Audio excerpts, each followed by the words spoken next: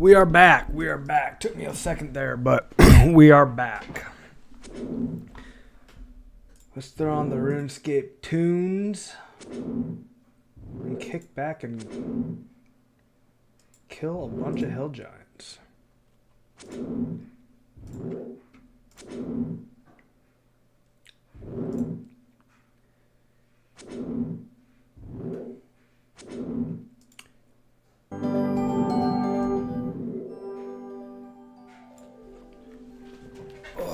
Plugging the headphones down here.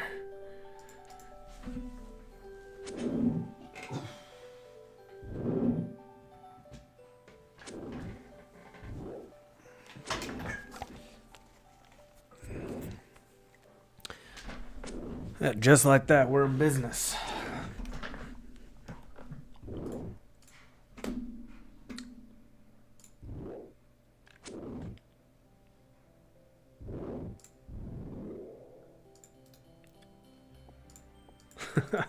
That body talisman just dropped, and I'm like so in my head about finding a nature talisman when members comes out.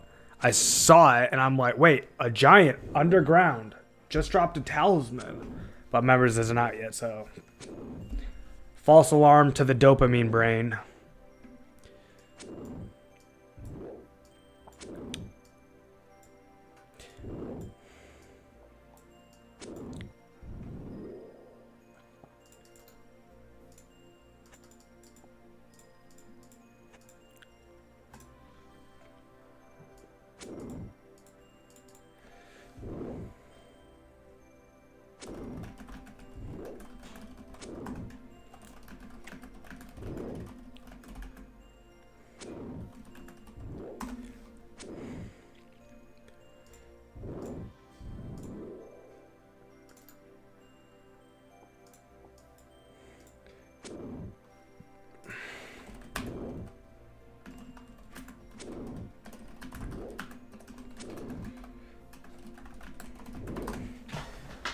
Oh boy. Toto Bamf, welcome, man. Just got home, straight to bed. Gonna lurk and fall asleep with your stream as background noise. Have fun, homie. Love it, man. Have a good night's rest. We'll be lurking, killing hill giants, and getting ready for the nature talisman grind that is soon to come as soon as members drops. Just to give you a little account update, the price of rune essences has gotten so high that I've had to stop rune crafting. And it's not just me. The entire runecraft enterprise has basically come to a screeching halt because it's no longer sensible or profitable to craft runes. So the new plan is let's get base 60s. Base 60s is going to put us in a really good position to farm moss giants. And if I search for nature talisman, oh, I've never used this actually. So someone just sent me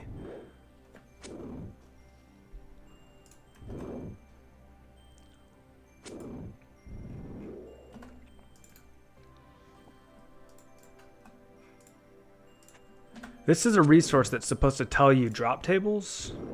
But when I searched nature talisman, nothing comes up. What if I just do talisman? It says search for an item, but it's not showing items. It's showing monsters, so maybe this is bugged.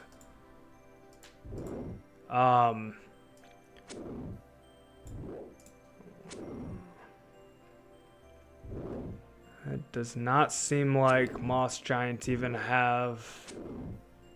Huh. Maybe moss giants don't have nature talisman on their drop table. I thought they did.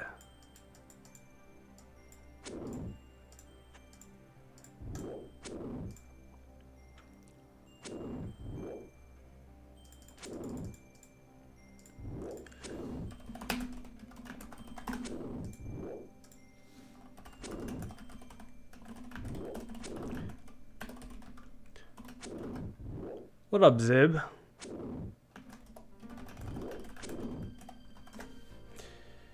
Bro, it's because they're not in 2004 Scape yet.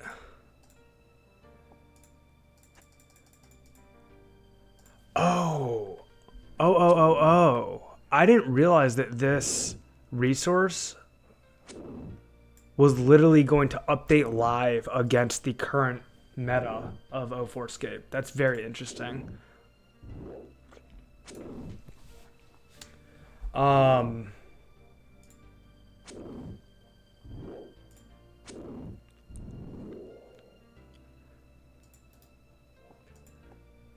Tranquil saying not to panic on RC yet.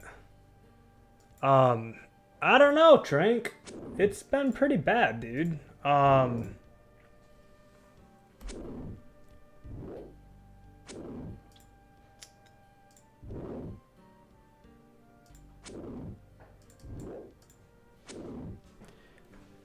did see two signs of the market calming down. Hey, Mr. Jacob D, thank you, I appreciate it. Yeah, haircut and a beard trim, it's like I'm a whole new man, isn't it? Barely even recognize me. So okay, two signs. I got two signs that the rune market might be getting better. One is Medieval here is offering me rune essence in exchange for mines and heirs. Another is that a player named 99 reached out to me asking if he could sell me 3,500 rune essence, and he was pricing them at 40 GP each.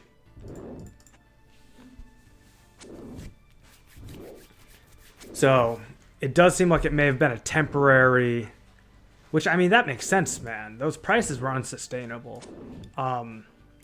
But if anything, I'm glad it happened, because no matter what happens with rune prices, I needed to get prepared to do the nature talisman grind either way. Had these rune prices not spiked, had the S prices not spiked, I probably would not have even thought to have done this. It's only because of that market shift that I was forced into a spot of creativity that made me realize, yeah, 35 to 38. Wow, let's just all hold, man. Not a single person is rune crafting buying anymore, so prices going down. Well, yeah, I mean, dude, they've made the prices so high that it didn't make sense to rune craft. I mean, 35, 38, I still don't think it makes sense, frankly. It went from 25 GP to 50. 25 to 50. That's absurd. It's double. If it gets back down to 25 and I've got a cash stack, maybe I'll start crafting then. And we'll see. We'll need new players and runners as well. I'll tell you what I'm not going to do. Let's say the price drops down to 20 GP per essence, but there's not a good supply of runners and everybody's running 11x heirs. I'm at 6x heirs. Even if the price of Rune S goes down to 20 GP, okay,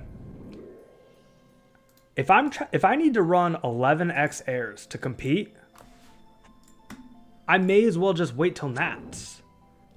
And again, I'd have a different mindset about this if it wasn't 3 weeks until members drops.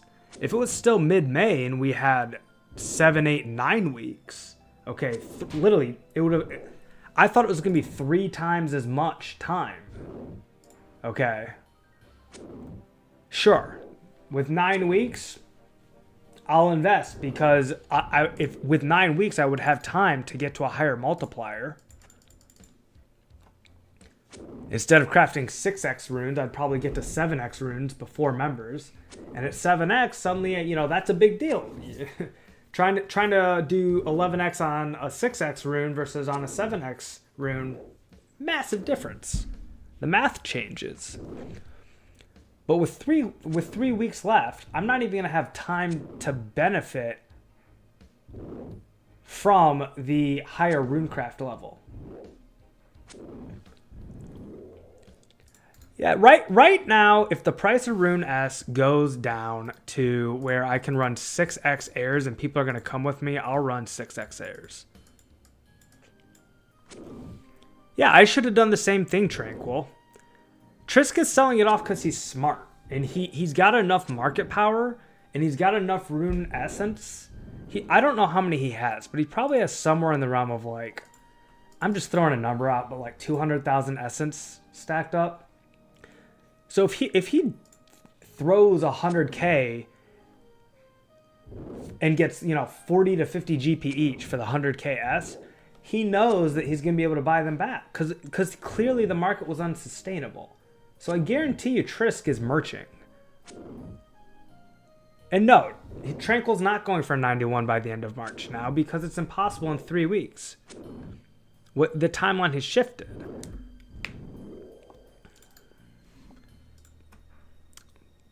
But I promise you Trank is still going to be trying to craft runes on members' release.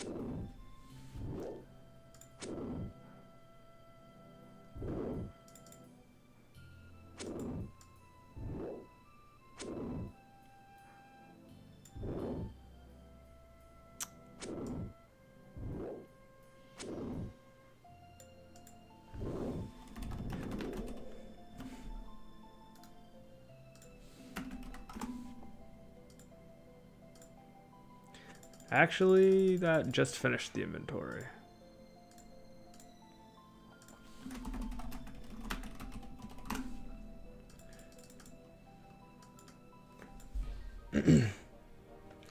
Yeah, there's a ton of people mining S, but like they should probably stop unless they're prepared to sell it at 25 each. Here's the thing, man. Here's the reason the price of Essence could never be sustainable at 50. Rune shops. You've got Aubrey. You've got the shop in Port Sarum. And you've got, what is it, 12 worlds? Is that how many worlds we have? Each of them have a stock of 1,000 runes that start by selling it, is it like 4 GP each? And then they increase every time 50 gets bought up.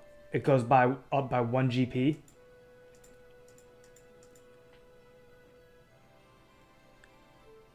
Because of that, it puts a ceiling.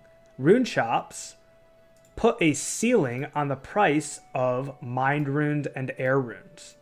And frankly, also on chaos runes. Any rune that the shop sells puts a ceiling on how high the price can go.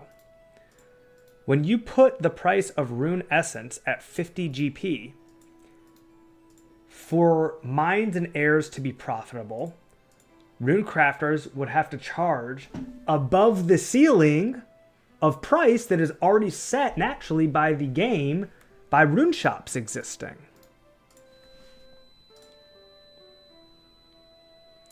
So if you were running, it would be 6x airs, but you're offering 4x for 1k.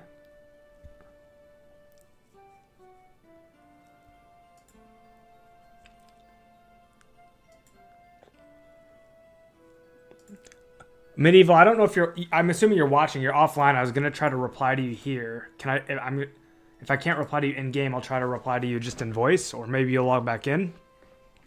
But yes, I will offer 4x on a trade because it's instant, whereas I offer 6x on running because it's not instant. You have to put in work. You have to run back and forth, so you're putting in effort for it.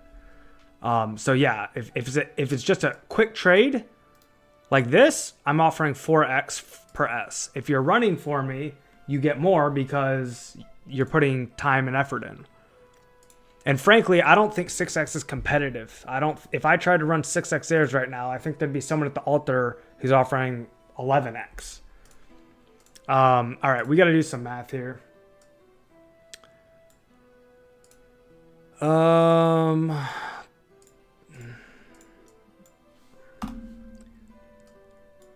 All right, so we're doing 4 air runes and 2.75 mind runes per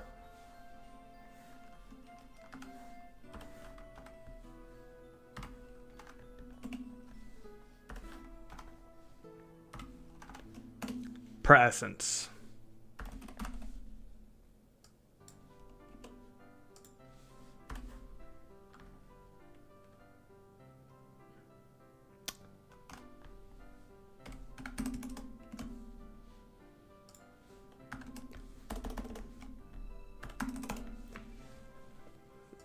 Oh, wait. This is supposed to be...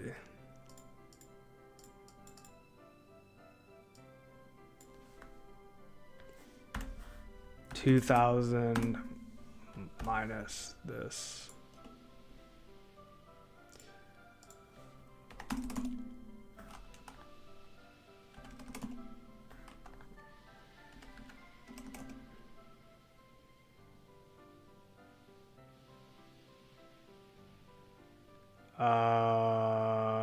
What am I doing wrong here?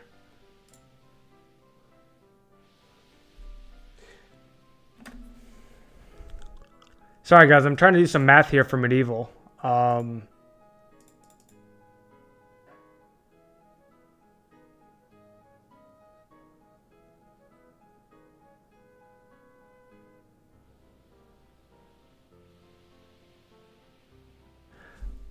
think it's supposed to be divided. Yep, that was the problem.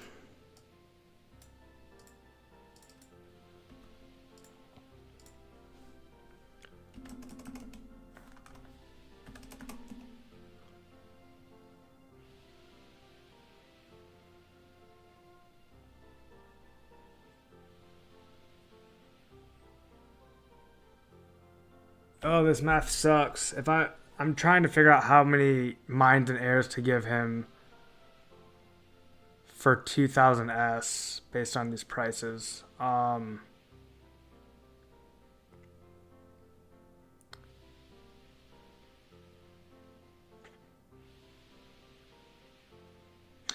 if he gives me 500 heirs, if he gives me 500 runes, I owe him 2,000.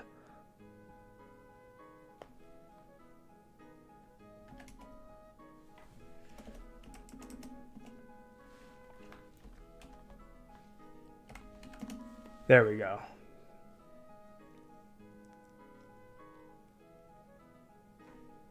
You PM'd me, it's easy math. Sorry, I logged out, so you might have to PM me again, Dwarf Drew. AFK timer got me.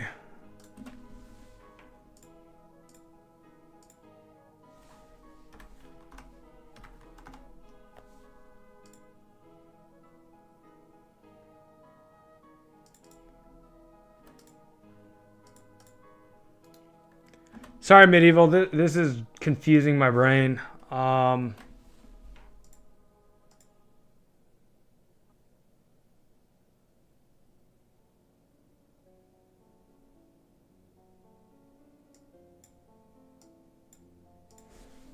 This is runes, and this is S. So if I give you 4 air runes, you give me... Okay, so this is how many S you give me.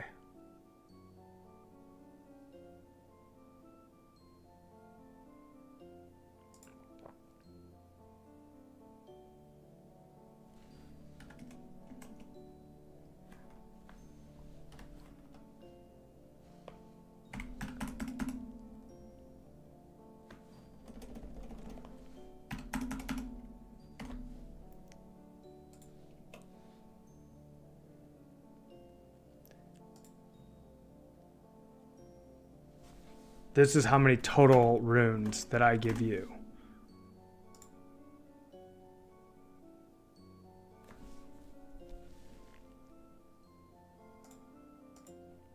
$1,000S for 4,000 heirs, 1,000S for... Yeah, but how do I split the...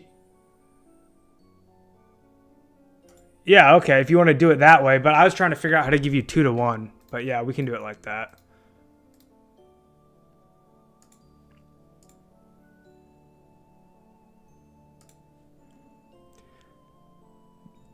The reason the math was hard is because you wanted 2 air runes per 1 mind rune. But if you don't mind it being a little bit off, then yeah, that really simplifies the math.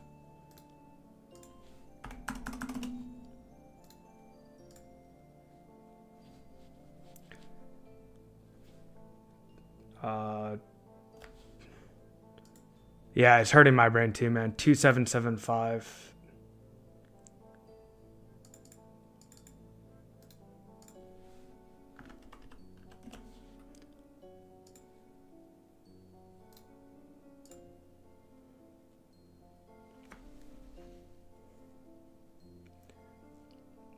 Sorry for that, man. I was overthinking it just because I thought you wanted that 2-to-1 ratio, and I'm like, wait, if you give me 2000S and you want a 2-to-1 ratio, and these are the prices, how do I give you the exact right amount of air runes and mind runes? I know how to do it, but trying to do it on stream and thinking about a bunch of things at once, I was confusing.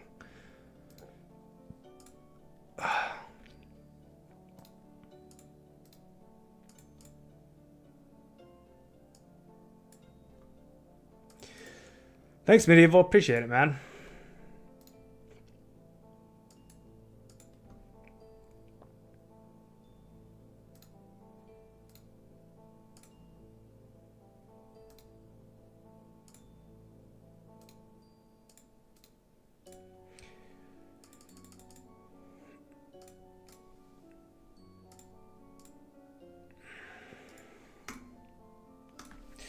All right, back to the grind. Back to the grind. We're making like a couple thousand gold per hill giant trip. I think the move, man, gonna fire blast fire giants when they come out. Is that efficient? When do they release weaknesses?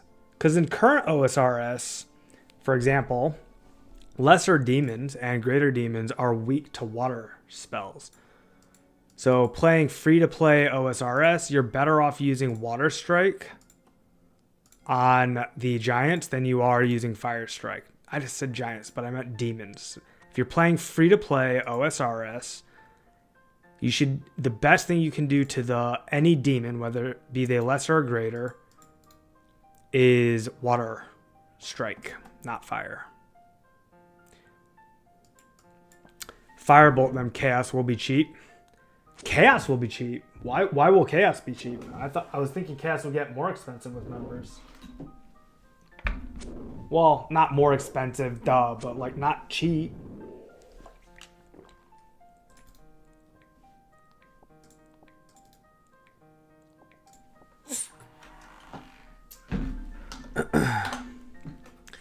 I don't know. Is it like? Let's take a look at the rune table for chaos runes. I haven't looked at that because it's been free to play, so I haven't even thought about it.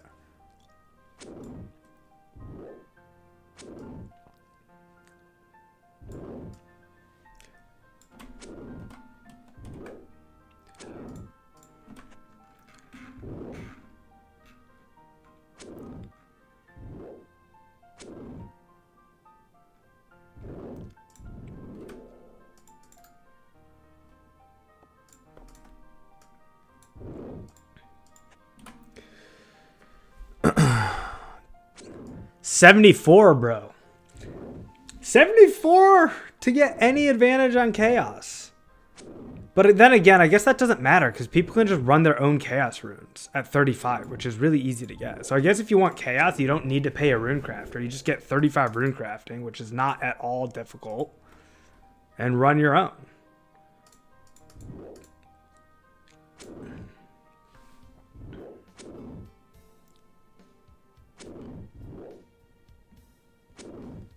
Are there other sources of chaos runes, Jacob, that are going to make chaos runes become cheaper?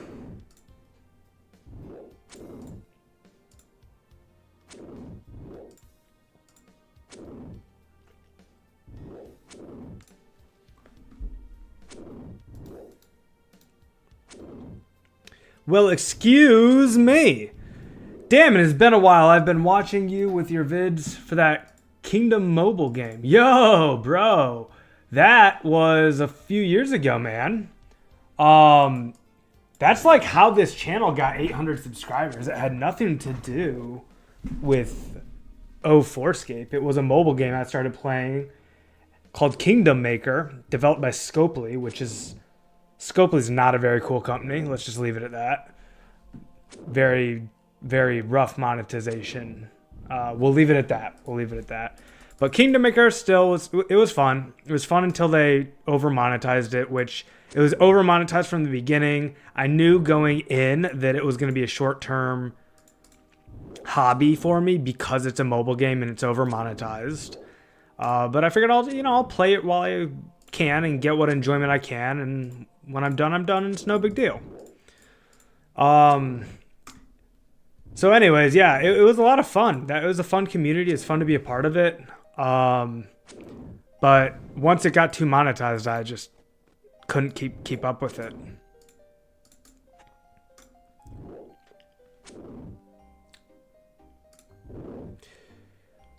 Well, excuse me, have you ever played RuneScape? Or do you have any idea what you're looking at right now?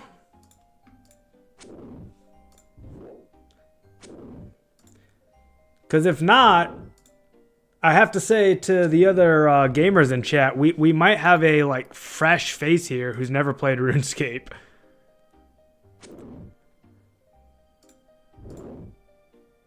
Would be quite an opportunity.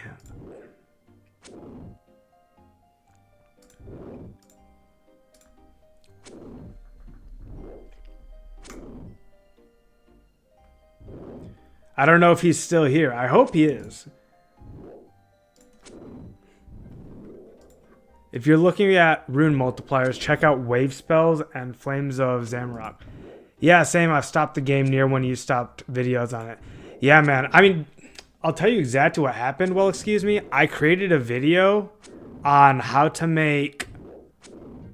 I'd have to go back, man, and look at it, but... I found a way to save players money and show them the most efficient way to do something in the game. It had to do with like nobles and getting more merits for the nobles. It's something with dungeons. And literally the day after, or like 2 days after I posted that video, they patched the entire thing out. Like they took this method out because... And I mean, I think it probably happened too quickly for me to say that, oh, they saw my video and saw how good they were giving it to the players without the players spending any money. And so, boom, they, because of the video, changed the game. Like, I think it happened too quickly for me to claim any credit for having, like, exposed this good method in their game to them. But it still just felt really bad, man. Your comments take 1,000 minutes to get to you. Yeah, it's seeming like there's a lag there. I wonder if it's because you're like on mobile or bad Wi-Fi or in another country. I don't know. Honestly, I'm just guessing. Well, excuse me. I have a question. Do you have a computer to play games with, or are you fully mobile? Like, if you have a laptop of any quality, like even the crappiest laptop, any laptop that has a browser can play this. And I can tell you, there's 10 people here right now. 9 of them would go nuts if you started playing this game as a new player. I promise. Because that would be super hype. Tranquil had some stuff to say that I need to go catch up on in-game chat.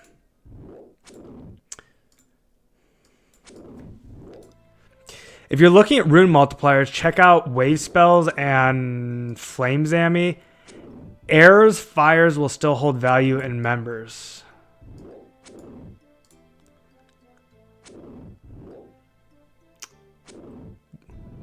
Yeah, Wave Spells.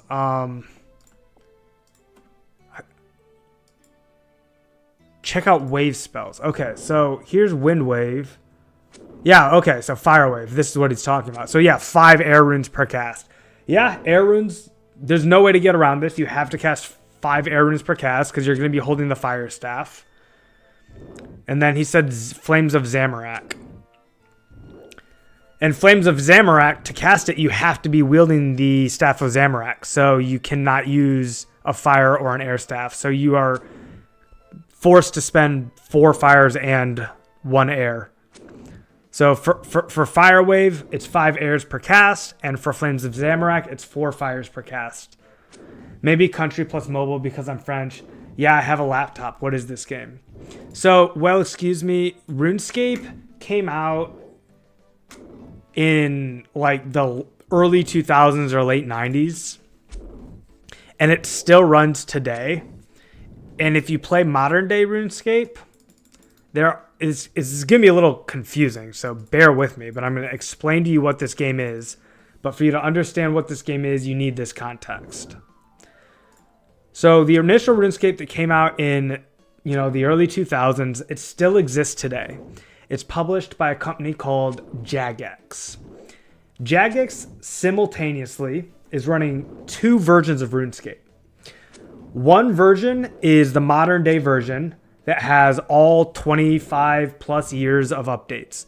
So everything that has ever been in RuneScape and everything that's ever been added to the game, every change. So whenever they change the graphics, whenever they change the combat, anything that got changed is in the modern day version of RuneScape. They call that RuneScape 3. So you can go online right now and you can play RuneScape 3. It's published and supported by Jagex, the company. The other version that Jagex hosts is called Old School RuneScape. Old School RuneScape has all of the updates up to the year 2007. Okay, so what they did is they went through their database and they took a backup of the game as it existed in 2007, and they relaunched that version of the game, the 2007 version, for everyone to play. That happened in 2015. So in 2015, they released Old School RuneScape, which is the 2007 version of the game. Between 2015 and today, Old School RuneScape has actually gone through updates of its own. It's still similar to the game in 2007, but it's not the exact same. In fact, there's a lot of new changes and different additions to the game that make the 2025 version of Old School RuneScape much different than the 2015 version of Old School RuneScape that was just a raw backup of the 2007 version of the game. All right, so that was all of the leading up. That was all the context that you needed to understand what I'm playing here. Because Old School RuneScape is not a perfect recreation of 2007 anymore, and because RuneScape 3 has nothing to do with 2007 anymore, it's like its own different modern game, there's actually no way to play RuneScape anymore as it existed in 2007 or 2006 or 2005 or 2004. So there was one developer, he goes by the name Pizzazz, and Pizzazz decided that he was going to start a private project. He spent 2 to 3 years of his own life with like a dozen other volunteer developers to recreate RuneScape as it was in 2004. This project is not at all affiliated with Jagex. It is a private project. This version of the game, that is the 2004 Faithful Preservation Project, is open source. You can download the code that Pizzazz put together and run your own server. You can change the code and run it how you want to with your friends. But Pizzazz released his code on February 1st of 2025. So that was about 5 weeks ago. And he stood up a server for the public to play in beta. So this here is the beta of Pizzazz's faithful recreation of the 2004 version of RuneScape. I'll post the link for you just so that you can take a look at it. It's played in a browser. It is yeah, dude, wow, what a legend's correct. Indeed. And so on day 1 of the beta, which was February 1st, there was 100 players. On day 2, there was 200 players. On day 3, there was 300 players. And it just kept climbing. And now today, there's 600 players playing this game at any given time.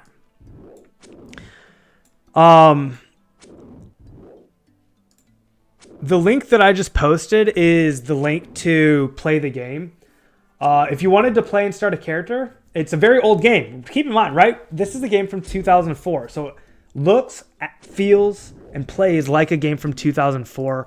And it's glorious. It really is. It's truly beautiful. It's a beautiful game. And there's a reason that RuneScape has such a cultural relevance and that it has stood the test of time, because there's nothing else like it. And it's really a joy and a pleasure to play. If you like Kingdom Maker, there's reason to believe you might like this, because Kingdom Maker is a very grindy game. And if you like to grind and be rewarded for the effort that you put in, that's exactly what RuneScape does. That's the big appeal of RuneScape, is you get to have a sense of achievement and accomplishment, and the game aptly rewards you for the work that you put in. 44 strength, boys. Let's go. A little bit of strength level hype. Clicked it and marked it. I will play ASAP for sure. This is a crazy project. Oh, it's really fun, man. And I mean, you're going to get lost. So when you do and you have no idea what to do, that's normal. But like, reach out. Like the game is a community-based game. So like, you know, hit me up on Discord. My Discord is the same as this. It's just Josh Brown Games. You know, add me on Discord. You're not going to know what to do, and that's okay. One other wrinkle in RuneScape that I want to point out to you while you're here. Part of what made the game of RuneScape so successful back in 2004 was their business model. The whole game was browser-based, so anybody could play the game as long as they had access to a computer and a web browser. In addition, any player could start an account for free on RuneScape. You went to a browser, you made a username and password, and you were on. You started playing the game. If you made that account for free, the developers would give you access to about 5% of the game. And the way that they would curb your access from the rest of the 95% of the game was by separating their servers into two types of worlds. When you talk about worlds in RuneScape, really what you're talking about is identical copies of the world run on different servers. And I'm going to show you an example so that you can like see and understand what I'm talking about.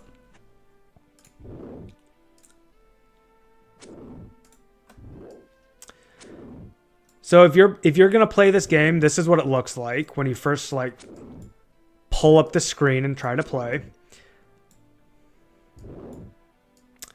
You'll hit high detail, and this is what you see. This is what I'm talking about.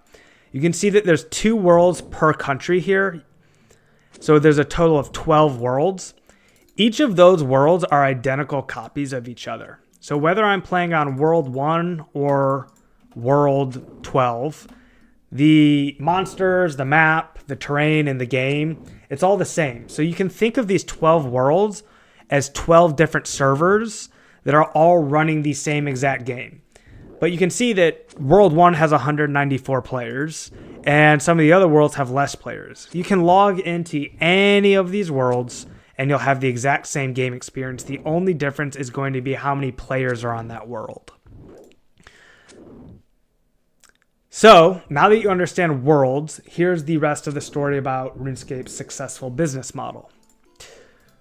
When you logged on to the game as a free-to-play player, you would only have access to the free-to-play worlds. And the free-to-play worlds had access to about 5% of the game. If you wanted to access the rest of the 95% of the game, you had to pay a monthly subscription for a membership. It was like $5 a month or something like that back in 2004. And for that $5, you got access to the members' worlds.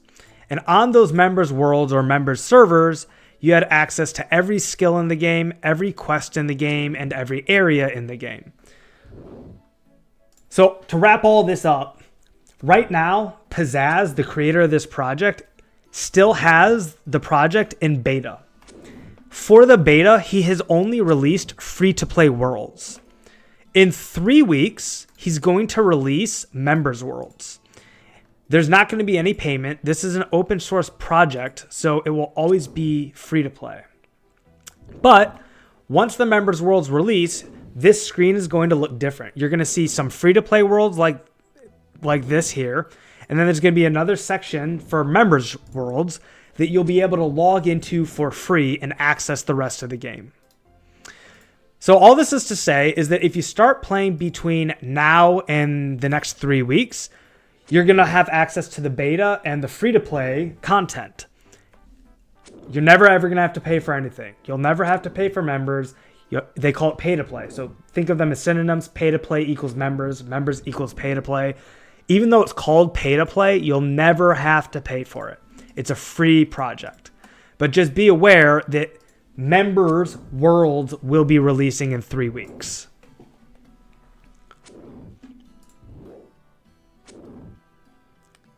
And once members' worlds releases, 95 to 99% of the player base will never log into a free-to-play world again.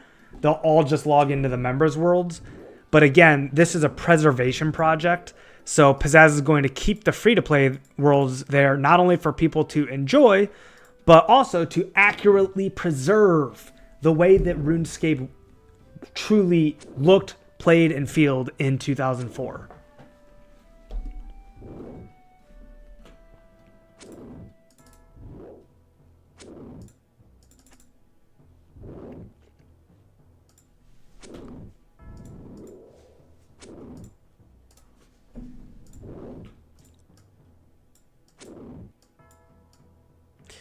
Forgot this is a safe spot.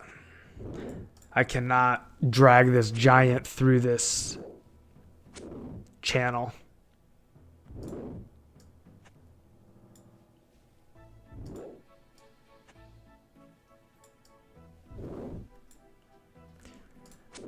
It's a cool game, man. It's a lot of fun. And as long as you're watching, I mean, hey, I may as well walk you through the skills.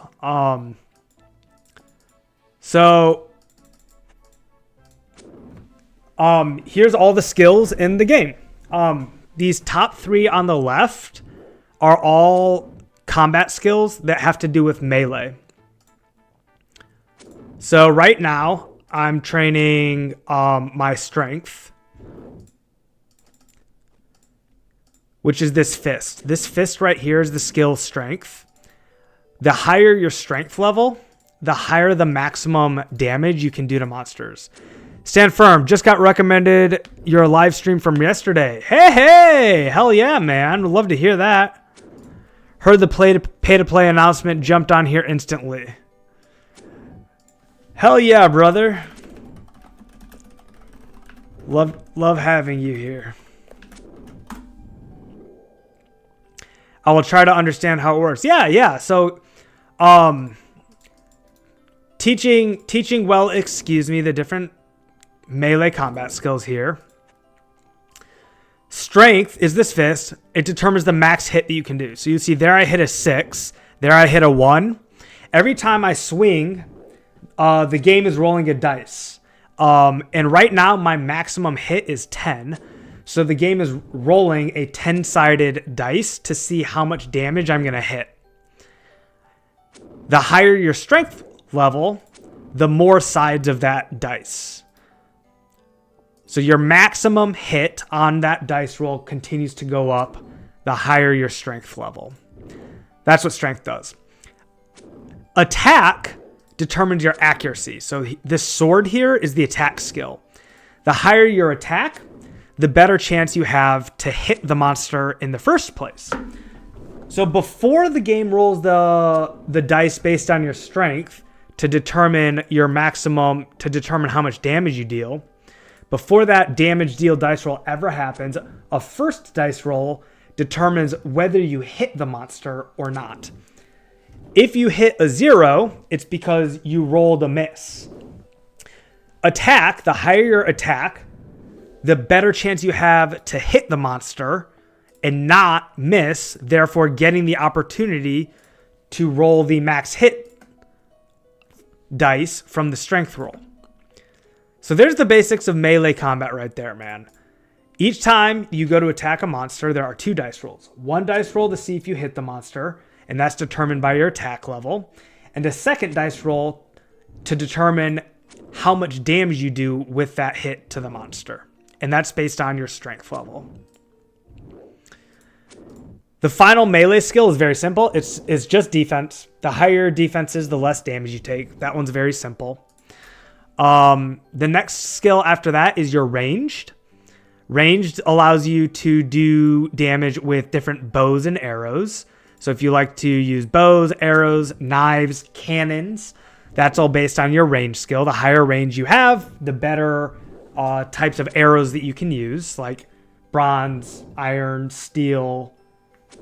The higher the arrow, the better the arrow, the more damage you deal. Prayer is another combat skill that basically gives your characters buffs. I don't know if you've ever played like a paladin in any game where he buffs the group, but using prayer on yourself is like the equivalent of having a paladin buff you. It makes you do more damage or take less damage. So all of these are buffs. And the higher your prayer level, the more buffs you are able to use and the longer you're able to use those buffs. Magic has a lot of different uses. Number one, there's many magical attacks in the game. So for example, Wind Strike is an air attack, Water Strike is a water attack, Earth Strike is an earth attack, and Fire Strike is a fire attack. So the first use of magic is being able to use different elemental attacks to kill your enemies. The next use of magic is utility. So like right here, you can see I have a spell here called Enchant Jewelry. Right now I'm wearing an enchanted piece of jewelry. This is an amulet of power, and it has a diamond that's embedded in a necklace, and somebody used enchant jewelry just like this, and they enchanted the diamond necklace to make it into an amulet of power. So you can use magic to enchant jewelry as a type of utility. And then finally, and perhaps most importantly, there are teleport spells. So right here is a teleport to a city called Lumbridge. Right here is teleport to a city called Varrock. All these cities will make sense to you if you start playing. But teleportation is very important in this game because if you're not teleporting, you have to walk by foot all over the map. So magic is a very versatile skill. It can be used for utility, it can be used for teleportation and movement, and it can be used for attacking and dealing damage to enemies with elemental spells. Rune crafting allows you to create runes. That's what these are right here. Water rune, fire rune, cosmic rune, death rune, and nature rune. Anytime you're casting magic, these runes are the currency you use. You spend runes to cast spells. And rune crafting is the skill that allows you to create the runes that enable you to cast spells. The hit point skill is just your health. Agility, simply the higher your agility level, the easier it is to move around the map and the longer you're able to run. So right here, I've got this resource here called energy. I've got 95 out of 100 energy left. And agility will cause your energy to deplete slower. So energy determines whether you can run or not. And the higher your agility, the better your run on energy. I'm so hyped. So sad it's 3 a.m. here because I would have started playing right now. It sounds like you need to go to bed, man. How about I leave it at that? There's a bunch of other skills to explore. Instead of explaining them each one by one, I'll just tell you their names and it'll pique your interest, and then you'll probably want to go to bed after that. But this is the herb lore skill. It's for potion making. The thieving skill for espionage and stealing. The crafting skill for making all kinds of different crafted items. Fletching, which allows you to make arrows and ammunition for using bows. Mining for ores. Smithing for making different types of armor. Fishing, which catches fish. Cooking, which cooks the fish. Any fish that you cook turn into food, and the food heals you. So you use fishing and cooking to get the equivalent of healing in the game. And then fire making, which gives you access to different quests in the game. And wood cutting, which gives you logs that help you with fletching different bows and arrows and making different fires. Nah, it's interesting. Not gonna lie, I'd love to discover the lore. There's so much lore in this game, man. There's like 3 different gods that are like key gods in the game: Saradomin, Guthix, and Zamorak. So there's like the god of balance, the god of chaos, and the god of like nature. And like the way those different gods affect the world is all really cool. It's really, really a fun game. It's slow and grindy, but I mean that in like a very good way. I like that. That's a strength of the game, is that you get to enjoy it and feel rewarded for the time you put into the grinding.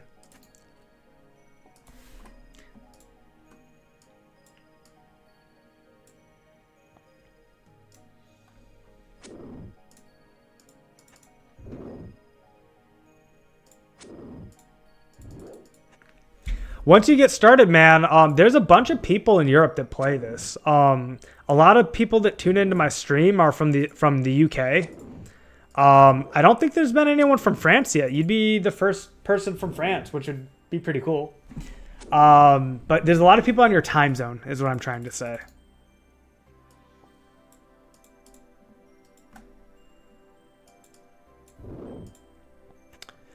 No, it's not a fast game. The name of the developer that created the very first RuneScape, his name's Andrew Gower. And Andrew Gower does not work at the company Jagex that runs the game today. He sold RuneScape.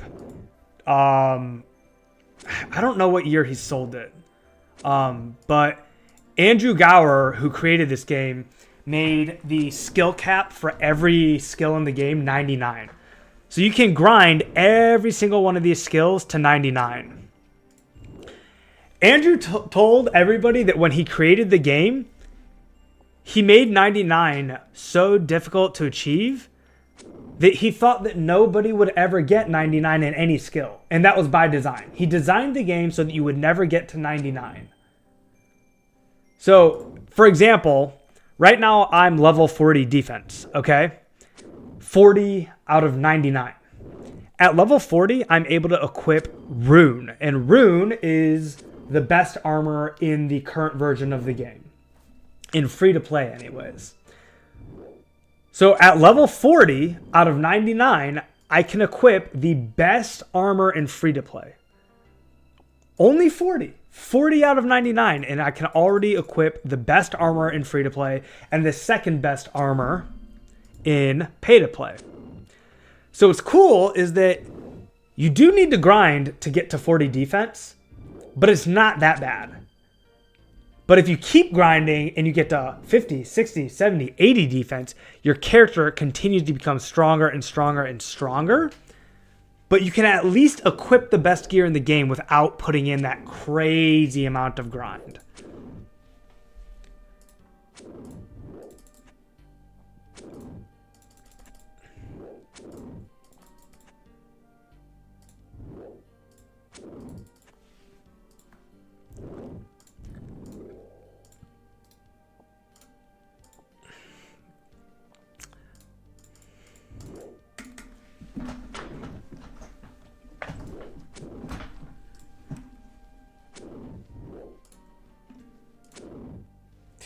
It's also just been really fun, man, streaming this, because it's like a small but growing community, and it's tight knit. People kind of like know each other.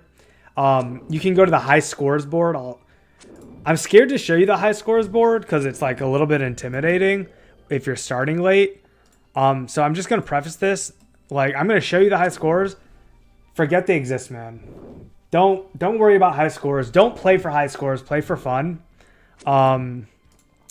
But the cool thing about the high scores is that you can go to every skill and you can look at who's the highest score in every skill. So if I go to rune crafting, I can see the person with the most rune crafting experience is Trisk.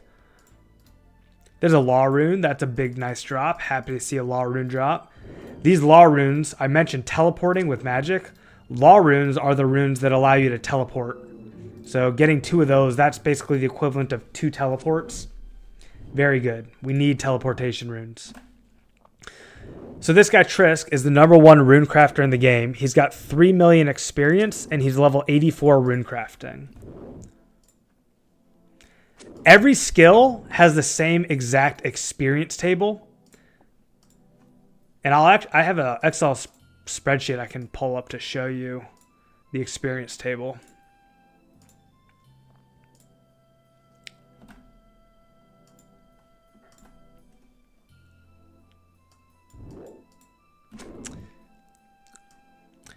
So, okay, here on the left, you've got columns A and B, these two highlighted columns. This shows you how much, column B is telling you how much experience you need to achieve that level. And this is the same for every skill. And you'll just see as I start to scroll down, the experience required to reach the next skill goes up like exponentially. Okay, so like 83 experience is required for level 2. As we start to go down, level 30 requires 13,363 experience.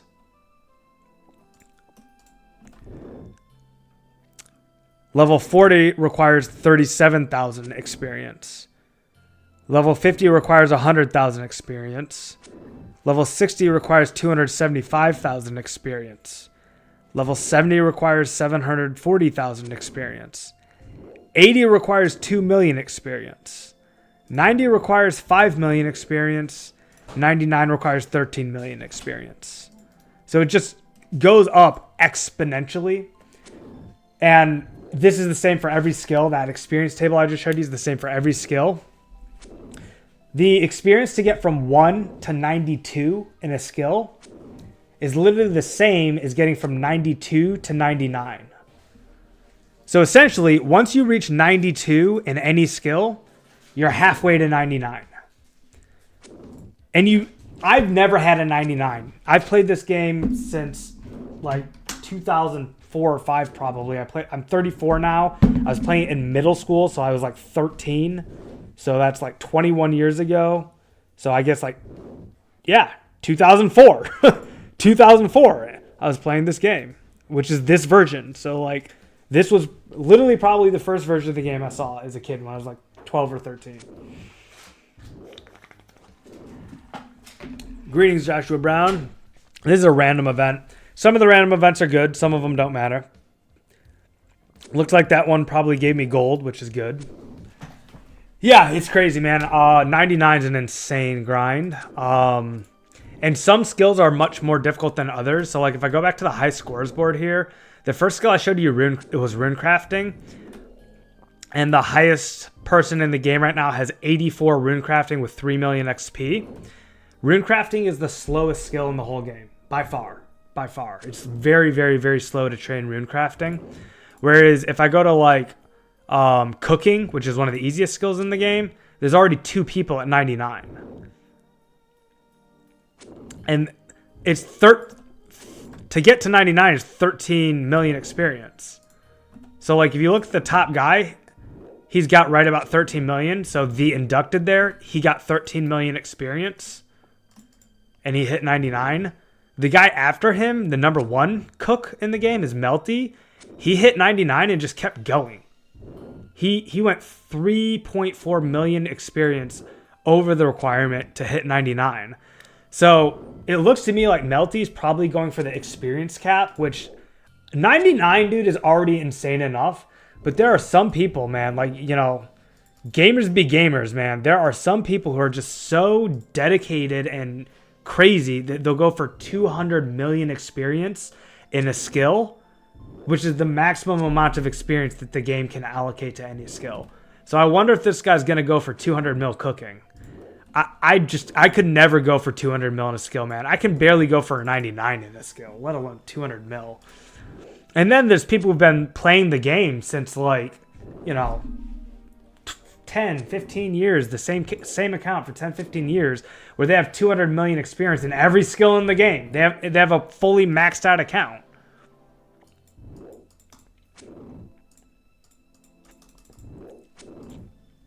$32 prayer, love to see that. Prayer levels are so important. Getting 43 prayer is just a massive account milestone.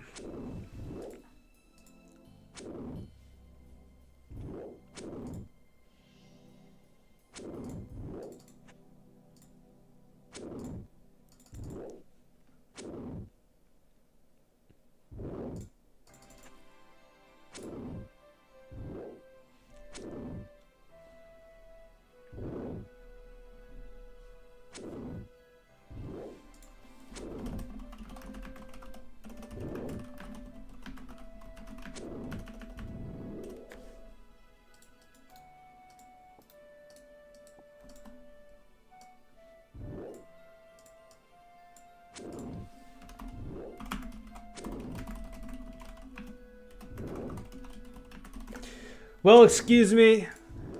The introduction is my passion and pleasure. I'm going to return the thanks to you for coming and checking out the game.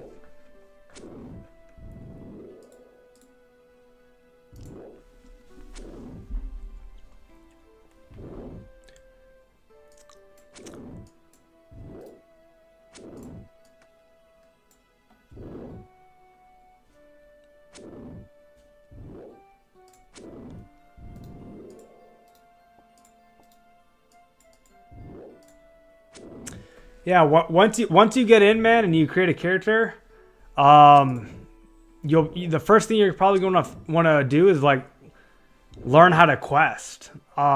It's going to be a big rabbit hole for you. Yeah, I mean it certainly can be. It's a fun one though, man. Like I think RuneScape is the best MMORPG ever created. I'd put World of Warcraft in second place after RuneScape, because WoW is also a great game, but nothing's better than RuneScape, man. It's a different kind of game. Something that I should have explained from the beginning, by the way, is that often this is not a game that you put your full attention into. If you try to play RuneScape and do nothing but play RuneScape, you'll probably get bored. Not for all the content, because there's some content that does require 100% of your attention. But there's a lot of content in the game that we call it AFK content. Which is, basically what we mean by that is that you're not really focused on playing RuneScape. You're watching a movie, okay? So maybe you'll be on your phone on your couch playing and watching a movie. Or maybe you have two monitors and you have, a movie on one monitor or an anime on one monitor and you're playing RuneScape on your second monitor. So a lot of times RuneScape is like a second monitor game, which is a really fun and awesome thing. A perfect example is like fishing and woodcutting. Like when you're fishing and woodcutting, your character just sits there and fishes. You don't have to do that much. Every now and then the fish move, and you gotta move to where the fish move. But other than that, like, that's it. The fish move, you sit there and fish. When your inventory fills up, you go put the fish in your bank. It's a very, very relaxing skill. It's a great thing to do while watching some of your favorite shows, catching up on shows, watching old movies that you love, talking to friends, watching a stream like this.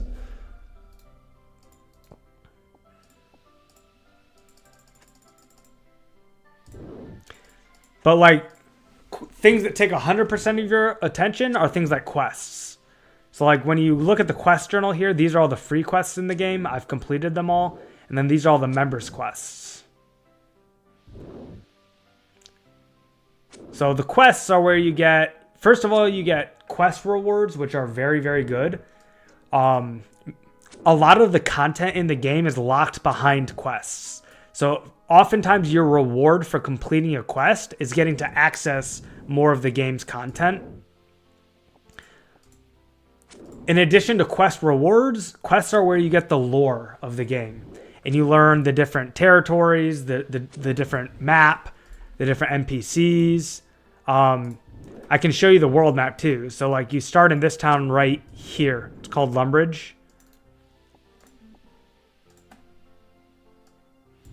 I'll show you after I need to empty my inventory of bones here. And then I'll show the world map to you.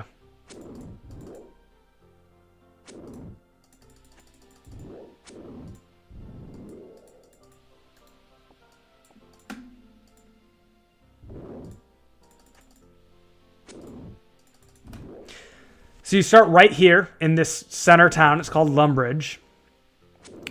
And then I'm not going to say the names of every town, but I'm just going to show you where you start. And then I'm going to scroll around the map and look at the different biomes.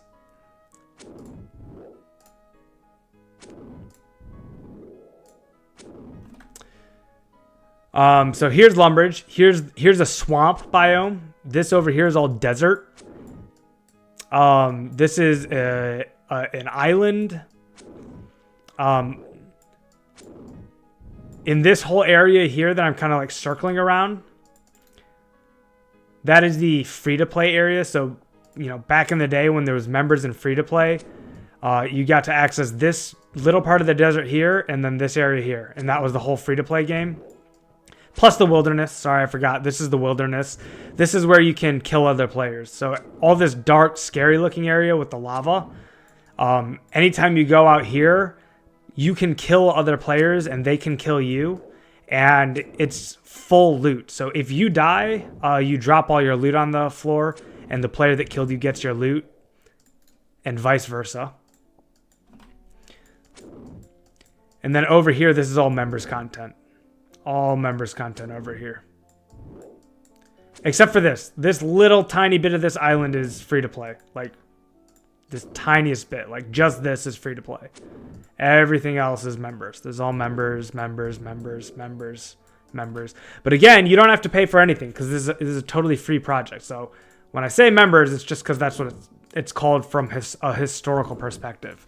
There's no membership. You'll have access to all the content.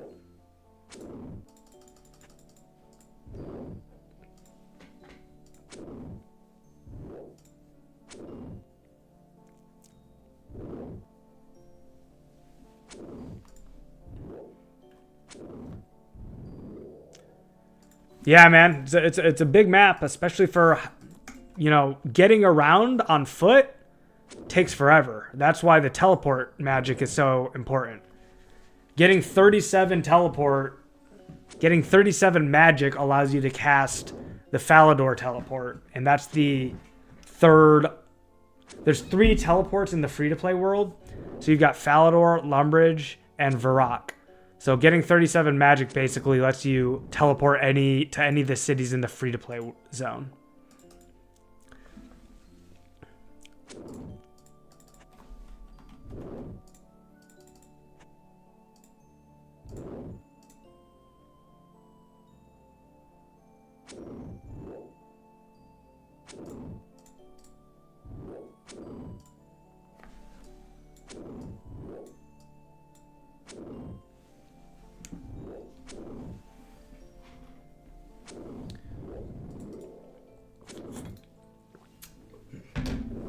You can play the game on your phone browser. And I mean, I do that because I want to maximize my experience, like my experience gain. But hey, let's stop there, man. IRL comes first. Awesome seeing you again. Well, excuse me. Thanks for watching my Kingdom Maker videos, and thanks for stopping by for this live stream. And I can't wait to see you in 2004scape, man. Have a wonderful night. Sleep well.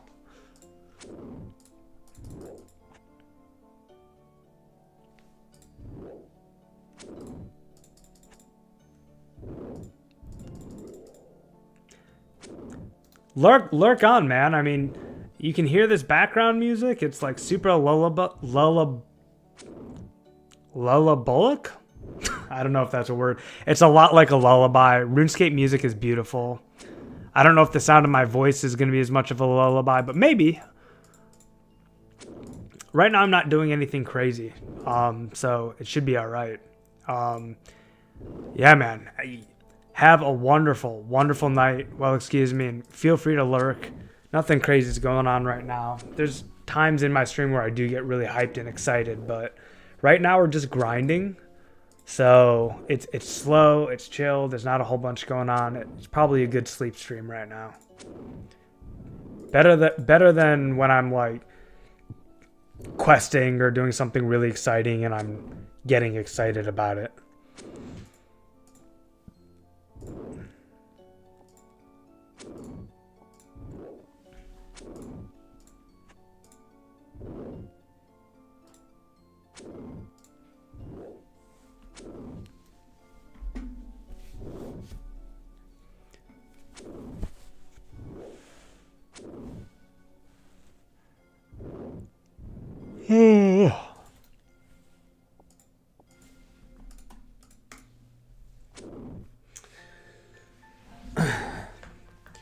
All right, well, chat, that was a lot of fun. What a privilege.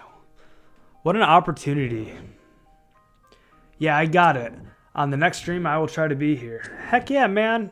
Just, if you're not already subscribed, do that and then hit the notification bell and you'll see the next stream. And I'll see you around, man. Thanks for stopping by. I was just saying to the rest of chat, guys, like, what a privilege and opportunity that was to get to introduce a gamer who has never experienced the game to the mechanics and the basics of this amazing project that we're all so grateful to have. I mean, that was really, really cool that we got to do that. I hope we get to do more, you know. I hope that when he starts playing that, you know, he tells a friend, and I hope his friend tells a friend.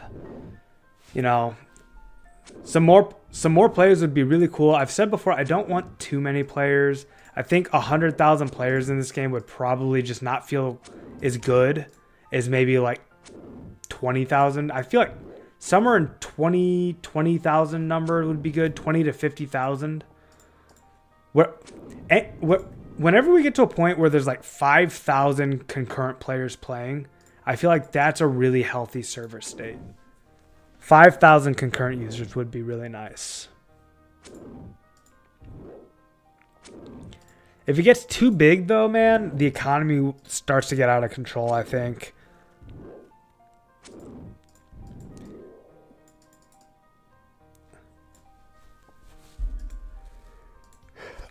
It's really fun this early in the server when the game is small enough that people can have like their niche, you know? Like my niche right now is rune crafting.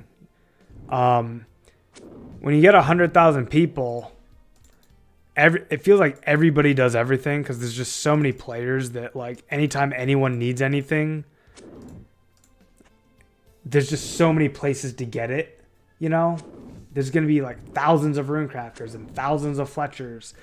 Whereas when you have a little bit of a tighter knit community, you see the same players more often and you remember them because they're more important to you. You know, the guy that has the ability to make rune scimitars, you remember him because not everyone can do it. And there's not dozens or, you know, scores of other players to choose from that can make rune scimitars.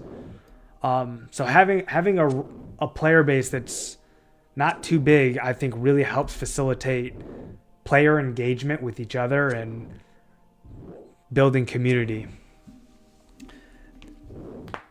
Work on yourself every day. I think you are new to the stream, man. So welcome. I want to say something about your name because it feels like kind of relevant. I did something like really different today on my same day, but 2 different streams because I stopped the stream. So this is technically my second stream of the day. So first stream of the day, during the stream, pulled up a workout video for myself and went to the Black Knight's Fortress. And I did AFK training at the Black Knight's Fortress while doing the workout video right here behind me on stream. So I was working on myself, man. I was grinding in-game and grinding IRL. Max gains, dude. Max efficiency, 0 XP waste, IRL and in-game. 5,000 concurrent players would be a really nice number, man. I mean, that's 10 times what we have right now. So I think the closest we got to in free-to-play was like 1,000. But I think word's going to spread, man. And, you know, if content creators keep creating content and that content gets caught by the algorithm and people discover the game, just like Well Excuse Me did. You know, he discovered it because he's seen some of my older content, which is not the same as the algorithm picking it up. But still, you know, if the algorithm starts to pick up some 2004 Scape vids, I could see it happening.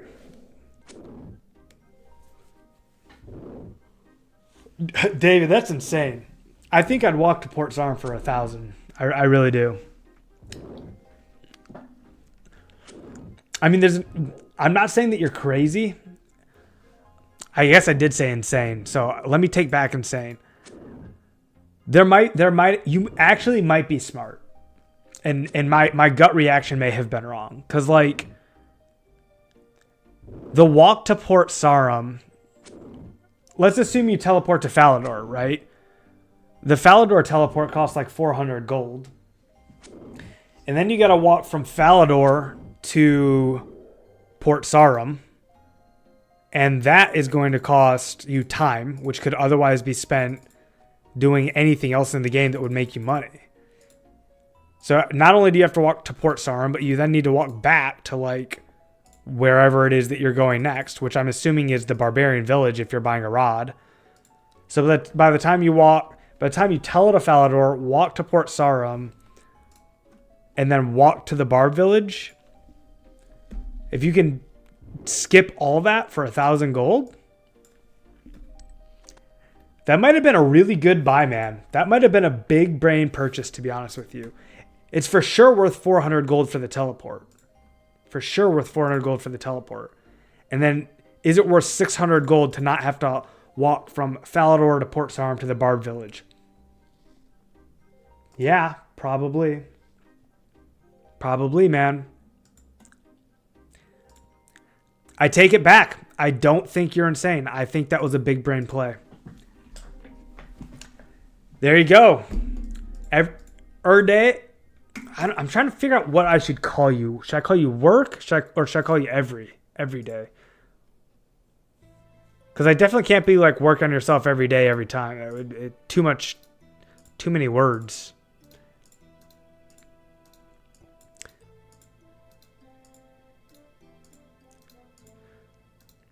How about you tell me, man? Do you want to be called work or everyday?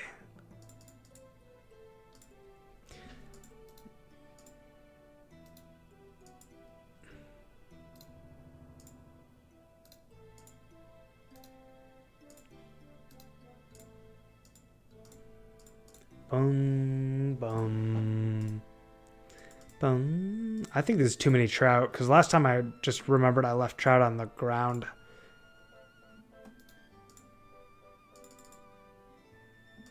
This might be not enough. We'll find out. Let's see if we can get away with 4. Our hit points are going up, so maybe we can.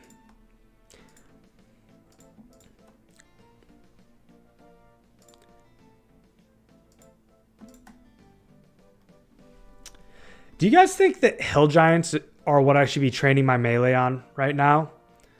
And if the answer is yes, which I think it is yes.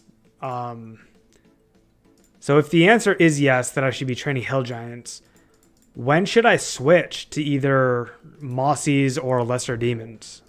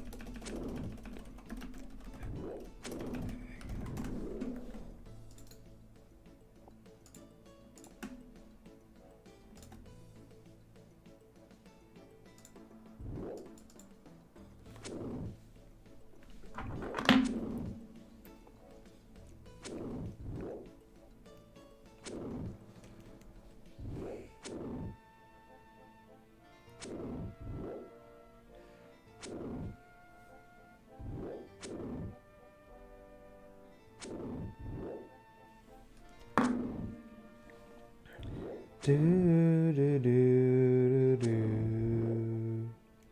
Bum, bum, bum. Dun, dun, dun. All right, I'm just gonna go with work. Work's one syllable. We're glad to have you here, man. How'd you find my channel? Earlier today it was hype, man. It was like Saturday, middle of the day. We were pulling 20 concurrent viewers. It was a blast.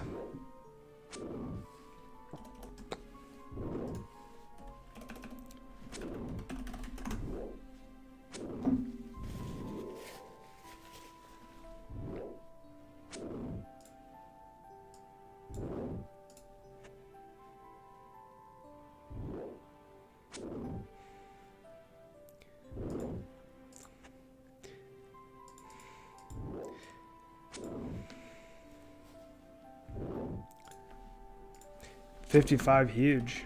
So close.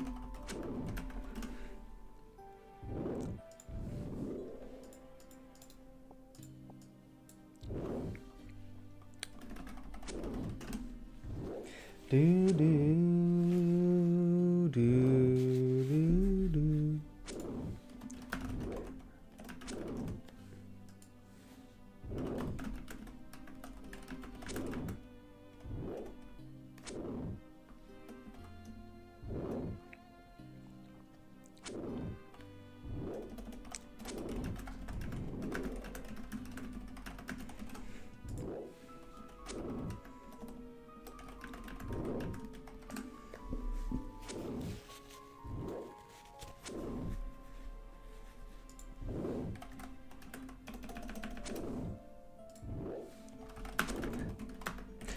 He's going to be on all night, man. Love to hear that. There's not that many people on my friends list right now compared to usual. It's because it's late, man. It's not that late. It's only 9:30. Bet watching UFC fights right now, but I'll stop by. Oh, you're Stan Furman game. See, I had no idea. I really wish, man, that I had like an Excel spreadsheet of... I'm going to do it right now, man. I keep talking about this. Like, let's just do it. RSN is Runescape name. Discord is Discord name. And YouTube is YouTube.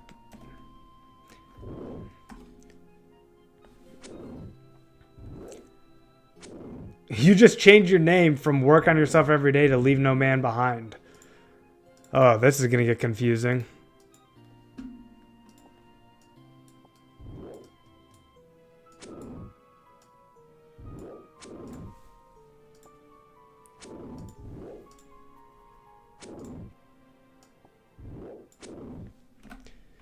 So, work, are you going to go as leave no man behind?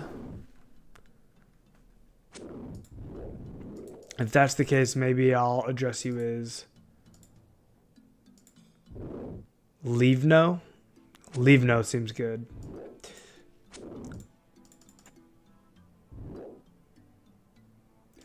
Unless there's someone that has the exact same profile picture as you, which I guess that's possible.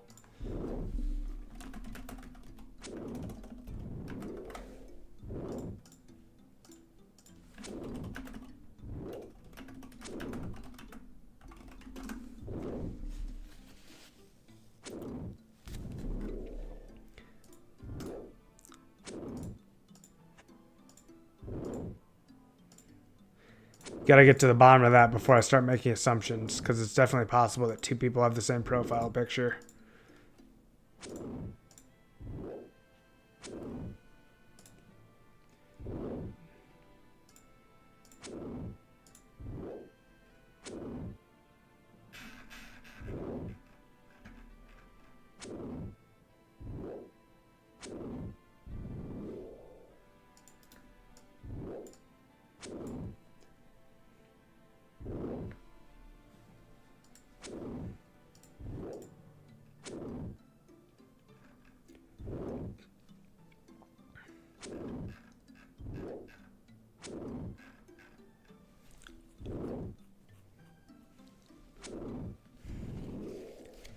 Ba-da-da-da-dum.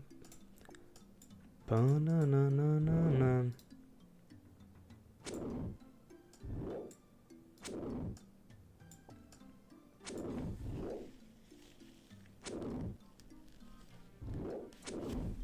Okay, I'm guessing it's the same person.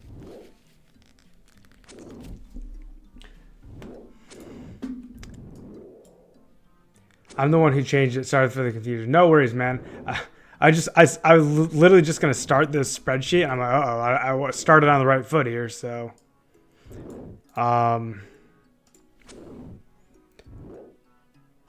Names.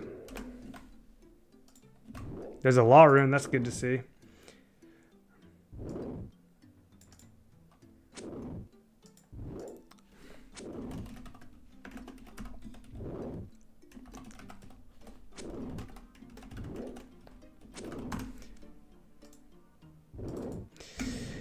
Yeah, because like, when I have like 20 viewers, there's just no way I'm going to remember 20 viewers, 3 different handles. That's 60 handles and 3 of each of them go to one different person, and they've got their Discord, their YouTube, their in-game name. Like, if I'm going to keep all this straight, I'm going to have to start documenting it in a spreadsheet.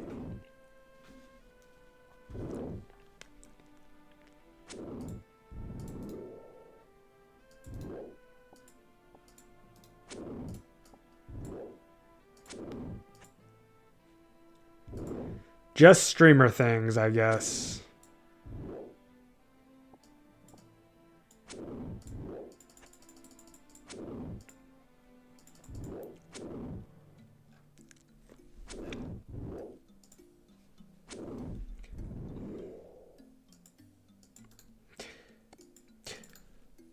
So yeah, today, man, was honestly, it was a huge day. So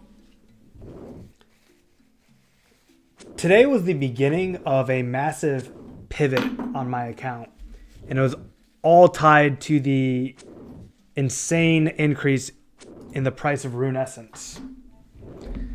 Initially I thought that I was going to be trying to get 91 rune crafting by the time Pay to Play comes out.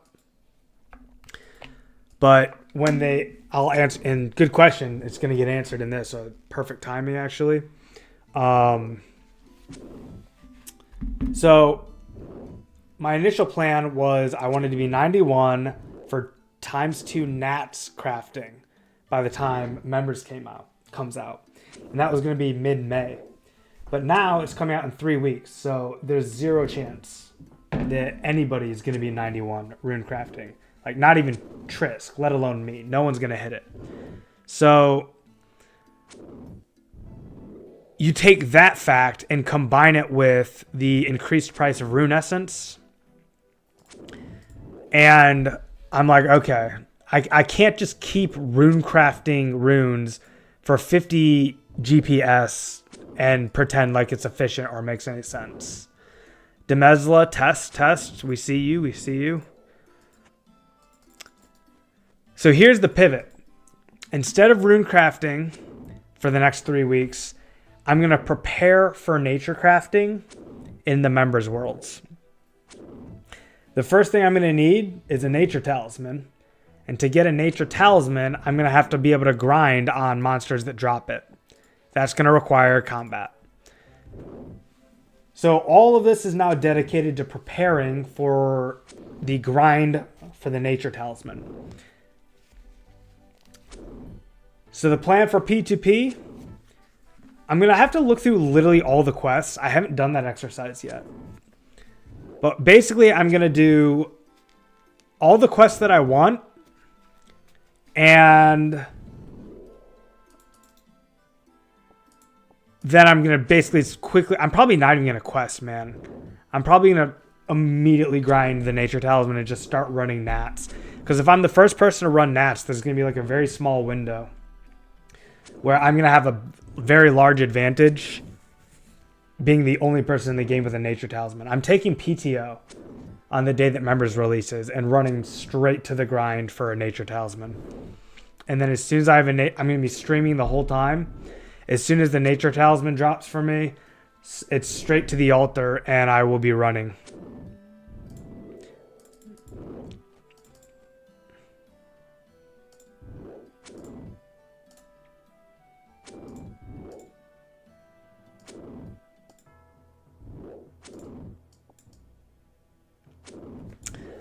What is my current XP per hour? I have no idea. I could probably figure it out by looking at the VOD history and figuring out what my timestamp was when I leveled up last.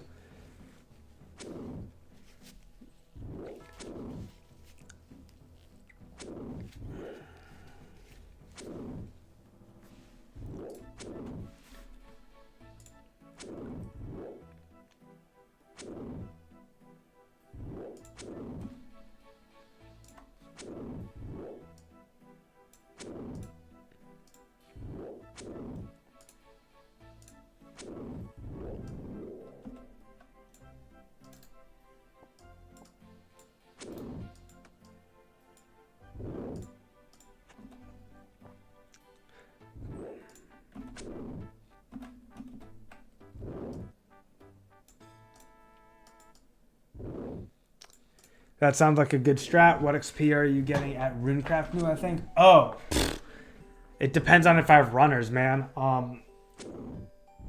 I think solo air runes are probably like 5k an hour. Solo mines are probably like 3k an hour. If I'm just guessing. I mean, I never calculated it. I could, again, because there's VODs up of me runecrafting. So all I would have to do is go look at the VOD and check the timestamps for between levels.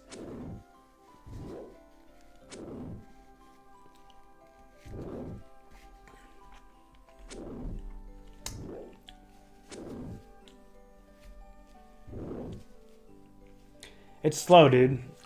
The only way you can runecraft quickly is by paying runners. And that's another huge reason why this increased S price makes it so impossible to runecraft. It's a waste of time for me to solo runecraft, dude. It just is. If every essence that I solo craft right now into airs or mind runes, I'm going to be getting 5 experience for an air rune and 5.5 experience for a mind rune solo. And I'm walking back and forth between bank and altar. Every single one of those essences in 3 weeks, instead of turning into 6 airs or 5 minds, because that's what I get right now. Right now I'm at 6x airs and I'm at 5x minds. Instead of getting 5 mind runes or 6 air runes, I will be getting a nature rune. And that nature rune is going to give me 9 experience instead of 5 or 5.5.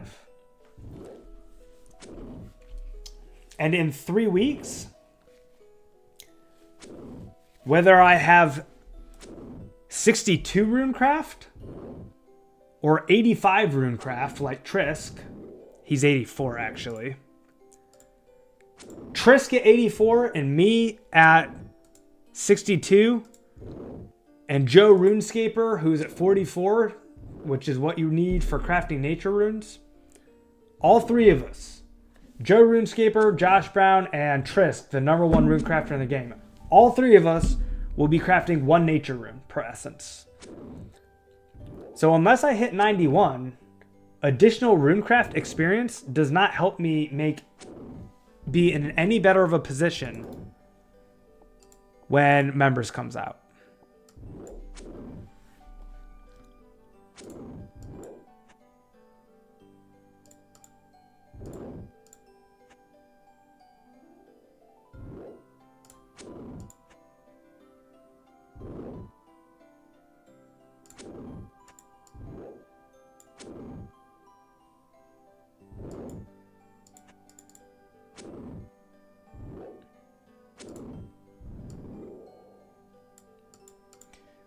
I think I brought 4 trouts on this trip, and it's looking like it was not enough.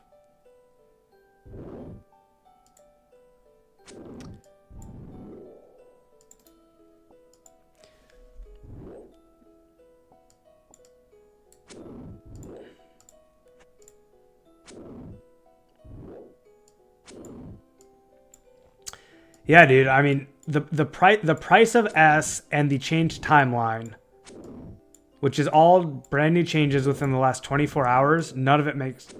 All of it has massively changed the calculus. I mean, we can look at some other multipliers just to, like, kind of think about what other members' runes we might want to craft and get an advantage with.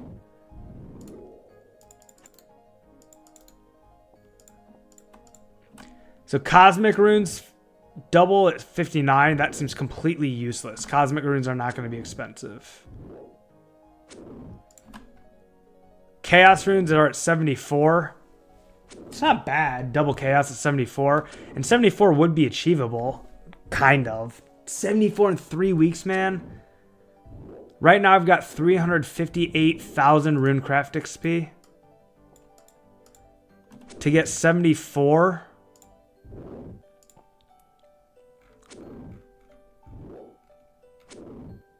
I'd need 1 million. So So I'd have to do what it would be if I did nothing but Runecraft for 3 weeks, I could get 74 and be double chaos. I could do that in 3 weeks. Wouldn't be fun, but I could do it.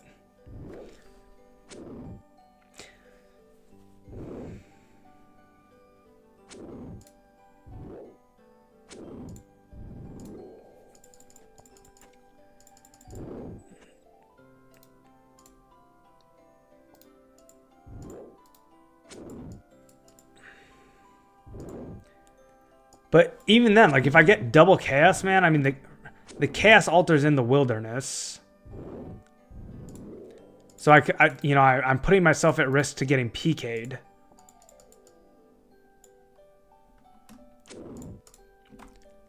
And then, I mean, how much are chaos runes going to be going for? I feel like chaos runes aren't going to go for nearly as much as nature's.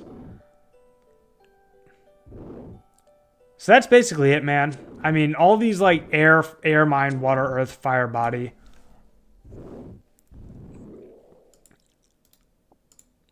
Air runes and fire runes are going to have value, which is pointed out to me by Tranquil, because of 2 spells. You've got Fire Wave is going to give value to air runes, and here it is. Fire Wave's right here. It's going to give value to air runes because it costs 5 and uses a fire staff. And then Flames of Zamorak is going to give value to fire runes because it uses fire runes, 4 of them, and requires a Zami staff to be equipped. Yeah, 700k XP in 3 weeks is doable. To be clear, is doable with runners. I'd have to pay runners.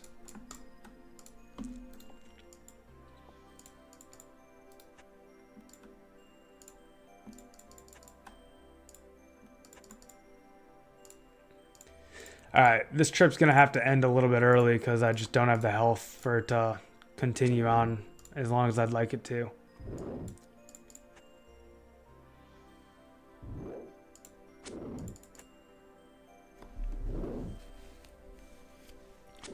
And paying runners is expensive, man. Right? Let's see. If we go to the market tab, maybe we can see what people are offering right now for runners.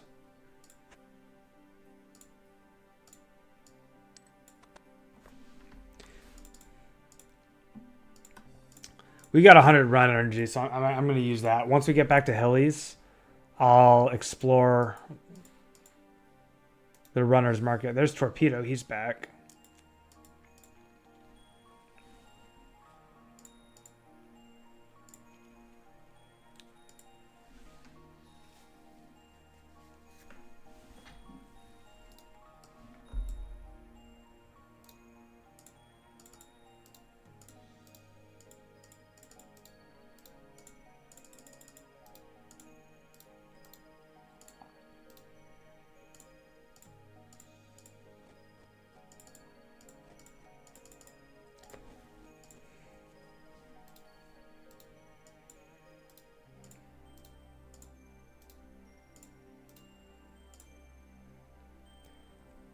Yeah, I was gonna ask what do they charge an hour.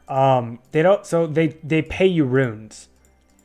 So when you give them an essence and they pay you in runes, and it's not hourly, it's per trip. So every trip that you bring them essence, they give you runes.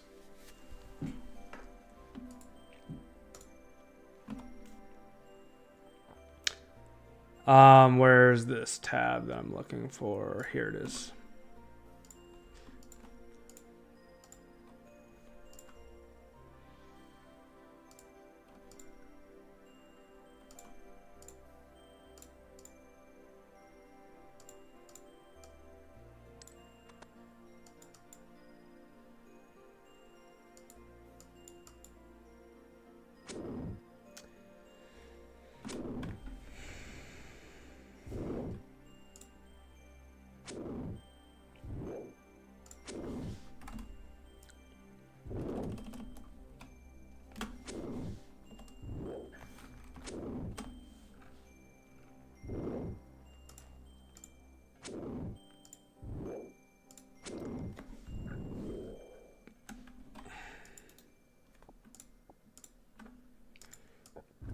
Man, hill giants are empty right now. I can't believe it. It's only 9:45 and it's Saturday night. I guess everyone's like out boozing or something.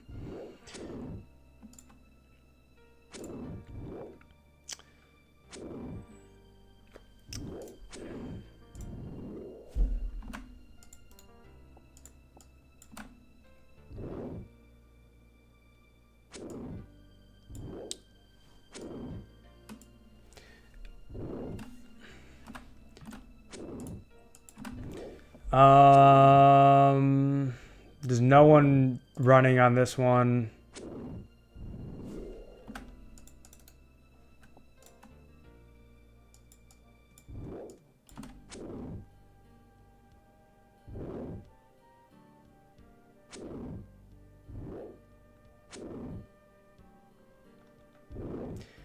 There's not a single... Oh, wait. Right here, a day ago. That's a day ago.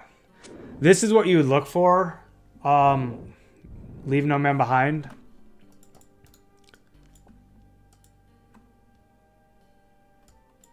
When people are trying to run runes, they'll make a post like this.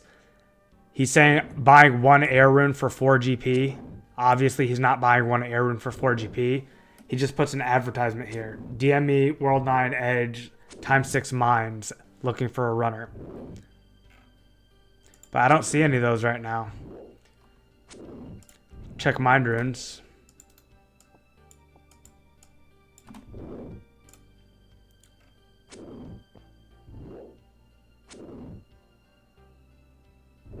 "12 hours ago, this guy was running 6x mines." So basically, no one's doing running right now, man. Is Nya even on?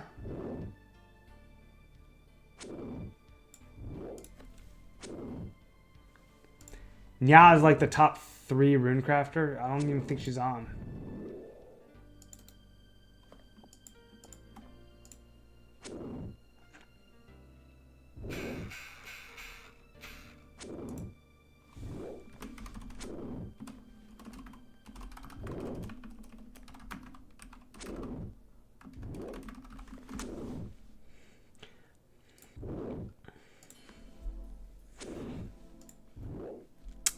Oh, I shouldn't have pinged her on Discord. She is on. I just missed her. She's right here in World 1. I bet she is runecrafting if she's in World 1.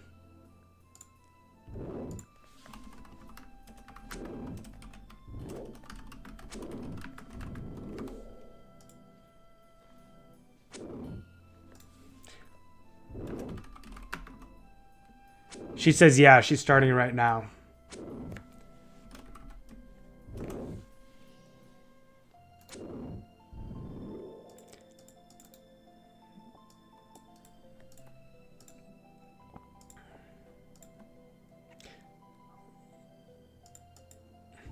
So I don't know, man. I mean, maybe the rune crafters are going to start crafting again. I haven't looked at the S price in a minute. What's S at now?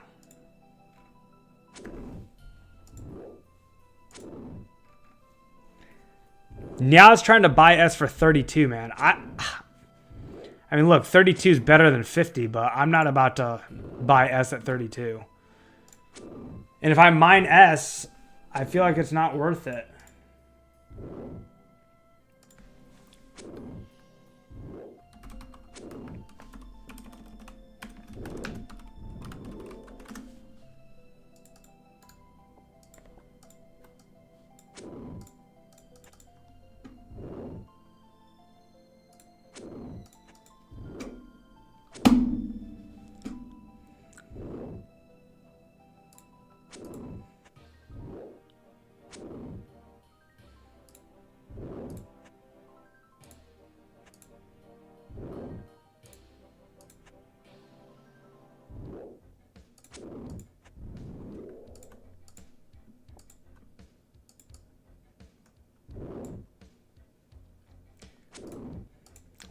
What's Beach's RC level, I wonder?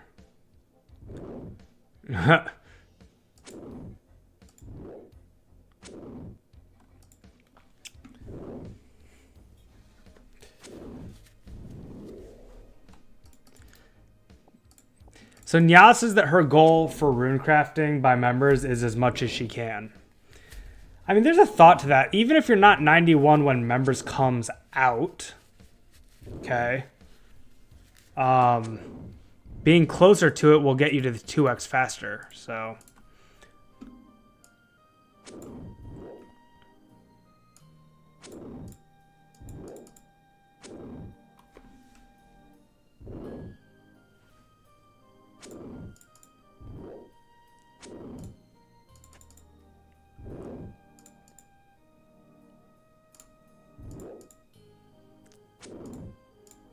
.47 strength. Nice, nice, nice. Climbing on up.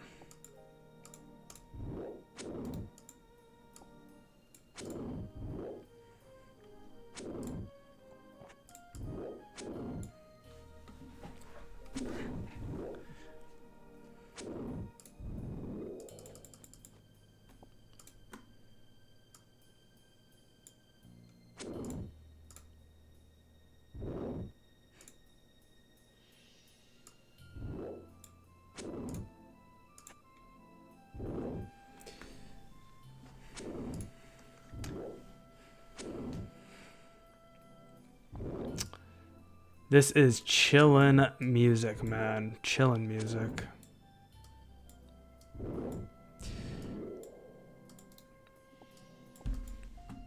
I mean, Hillies are empty right now. Let me tell you what.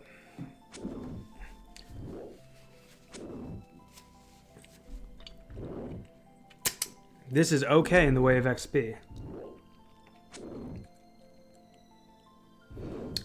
What up, Ken? I took like a short break. So this is technically my second stream of the day. I broke it up. But yeah, man, we're still grinding. We're going to be grinding a lot.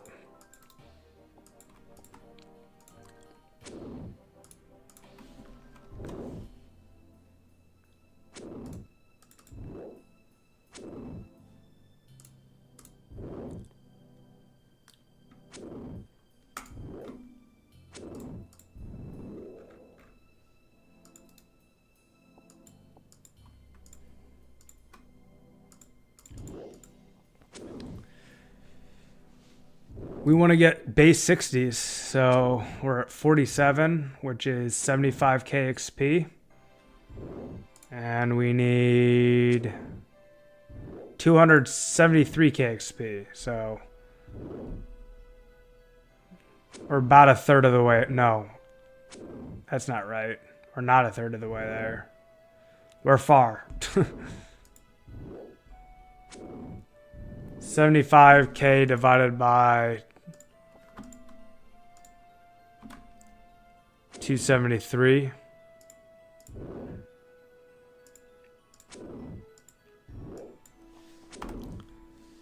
$75, 123 divided by 273.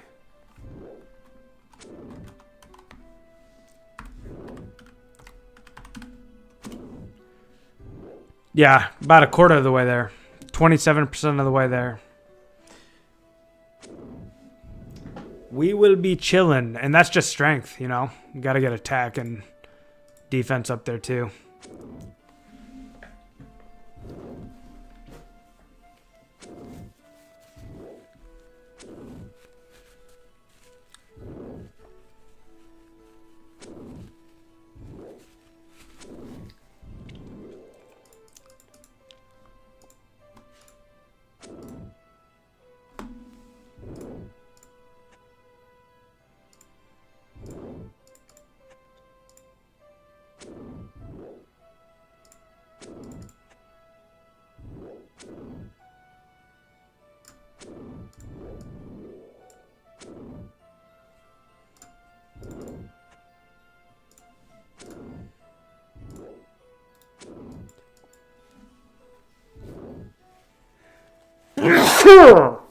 Excuse me, gentlemen.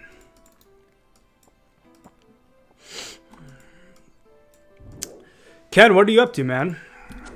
Are you grinding as well?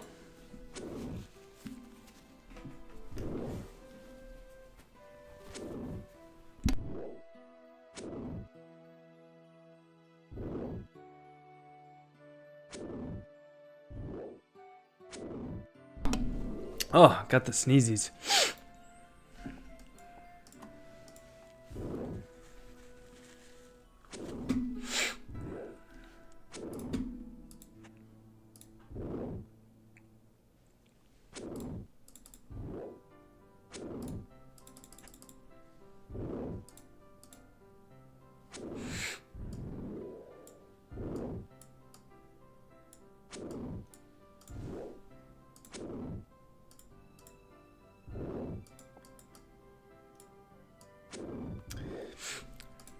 Kind of mining some S since it's fairly AFK. I'm coding updates for the markets right now.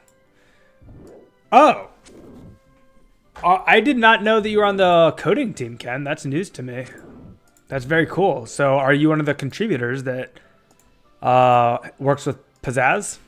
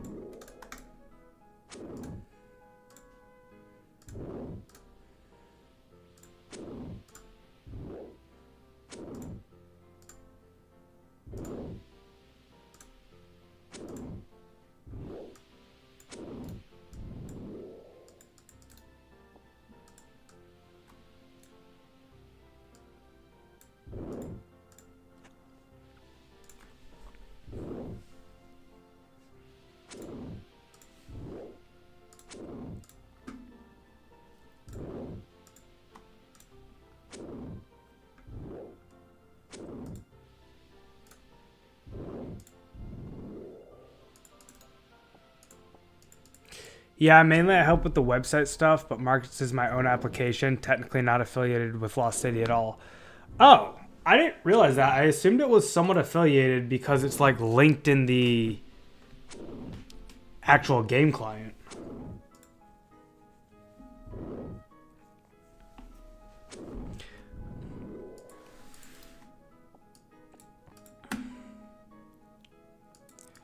But I work with Pizzazz, so I'm able to build in some connections between the two.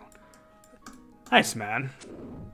Well, the markets are great. We all use them. Great job with those. That's really cool.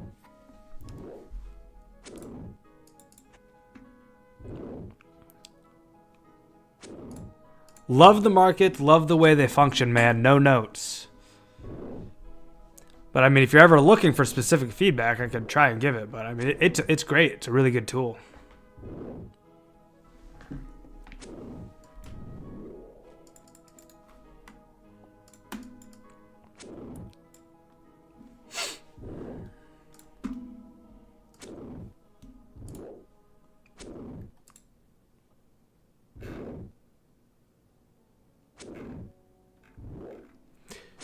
You know, I'm looking at YouTube on my other monitor right now, and I'm just looking to see who else is live. And I don't even see anyone else, man.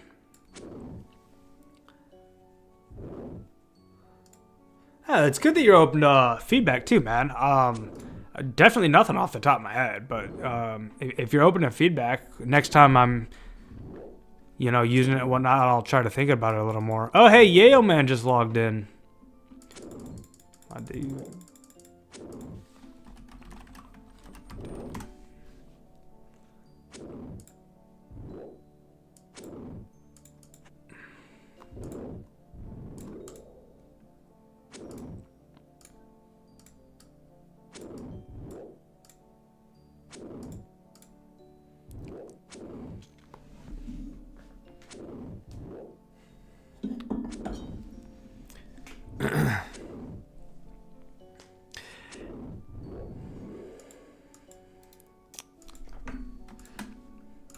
Ken, do you think it'd be possible to work with Pizzazz to prevent people from listing offers unless they have the items that they're trying to offer? Because sometimes I look through the markets and I'm like, is this person who has a sell offer in that's 20% over market value? Or I should say, does this person who has a buy offer in that's 20% over market value, are they actually buying it for 20% over market value? Or are they a seller of that item and they're trying to jack up the price by making a false advertisement? I don't know. I really asked the wrong question.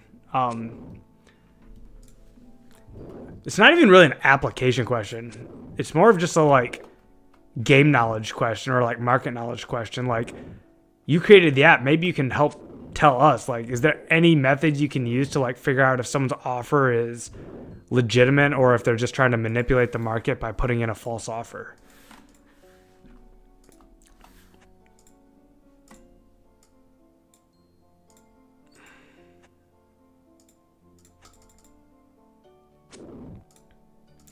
But yeah, man, you're coding right now. I don't want to like bother you with a bunch of random questions.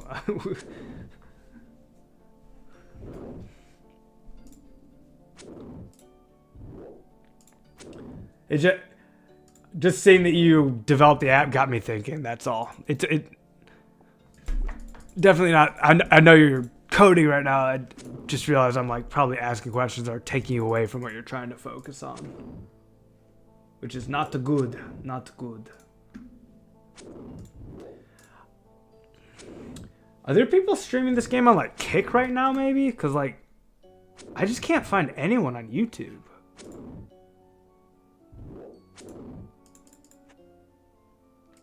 $33 prayer, nice to see.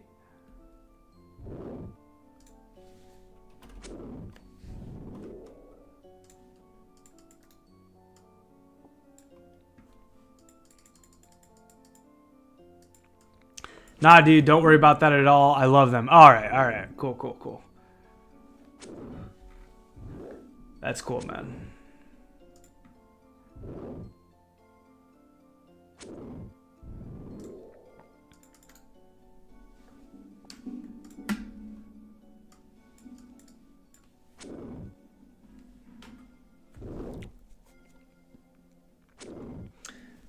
Probably gonna go do a quick bio break here, gents, and do the Chrome remote desktop thing. Oh, wife wants a milkshake, so I might be actually ending stream to go get a milkshake instead of doing a bio break. I'll be back on. I wish there was a way to pause a stream, man. Because the way YouTube works, as far as I know, YouTube with OBS is that like every time I stop streaming, it ends the video on YouTube, like the VOD. And then when I come back on and start streaming, it's a whole new VOD. So if I'm streaming at 3 different points during a single day, I'd like that day to be like one VOD strung together with a pause. I'd like to pause the stream and then start it up and have it be the same VOD. But as far as I know, that's not possible. If anyone does know how to do that, man, it's something I need to look into myself. I realized that like if I end the VOD, if I stop streaming here and then come back in an hour after like going to get a milkshake and like being with the wife for an hour, it's gonna mean that I'm gonna have like the end of this VOD, and then when I come back, it'll be a whole new VOD. Fake listings are definitely the biggest issue. Oh, look at that! I nailed it. The biggest issue. I can't really get specific data to prove that a user actually has the items or are gold. Message was too long continuing. But I'm working on other techniques to prevent fake listings. Oh, bang on. Yeah, man. And I don't even know how much of a problem it is or is not.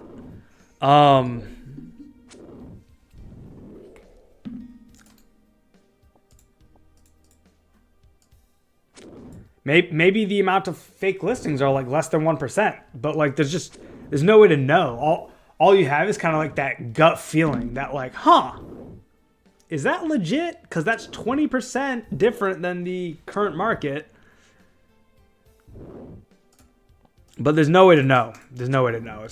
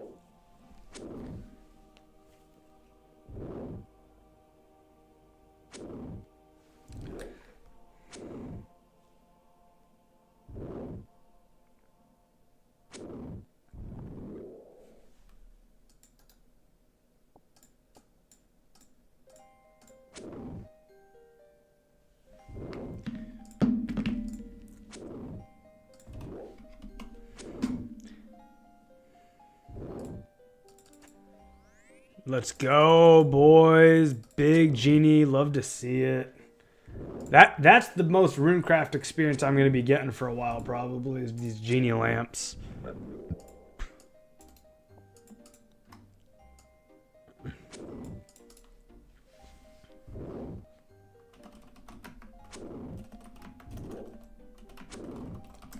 Yeah, I have no idea how many are fake. My main goal is to move toward forcing people to authenticate before creating listings so that they can't use random usernames. Yeah, that's smart. I had to authenticate before I started listing. There was like an update, and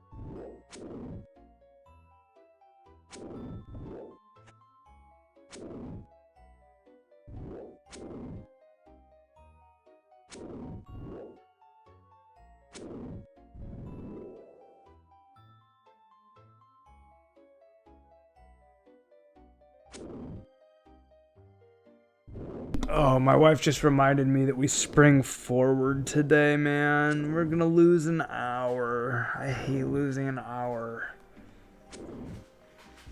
So whenever you go to sleep, you have to subtract an hour from the sleep.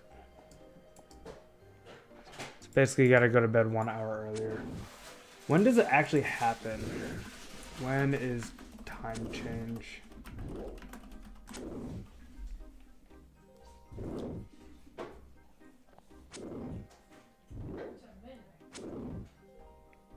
It's at midnight. So as soon as is at 11:59, it's gonna be 1 o'clock in the next minute. It's not like I do this every year, huh? No, it's at 2 a.m., hon. So at 2 a.m., it's gonna move to 3 a.m.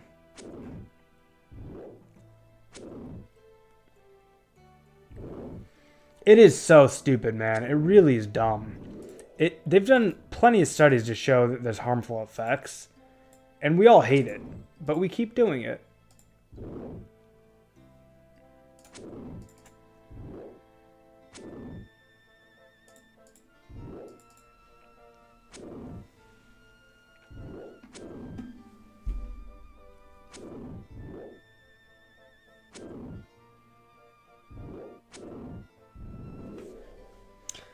I should probably then go to bed around midnight.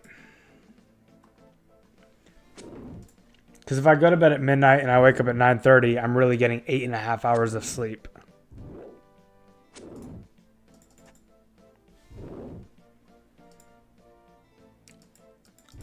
Or like 12:30 at the latest, I suppose. Midnight 30.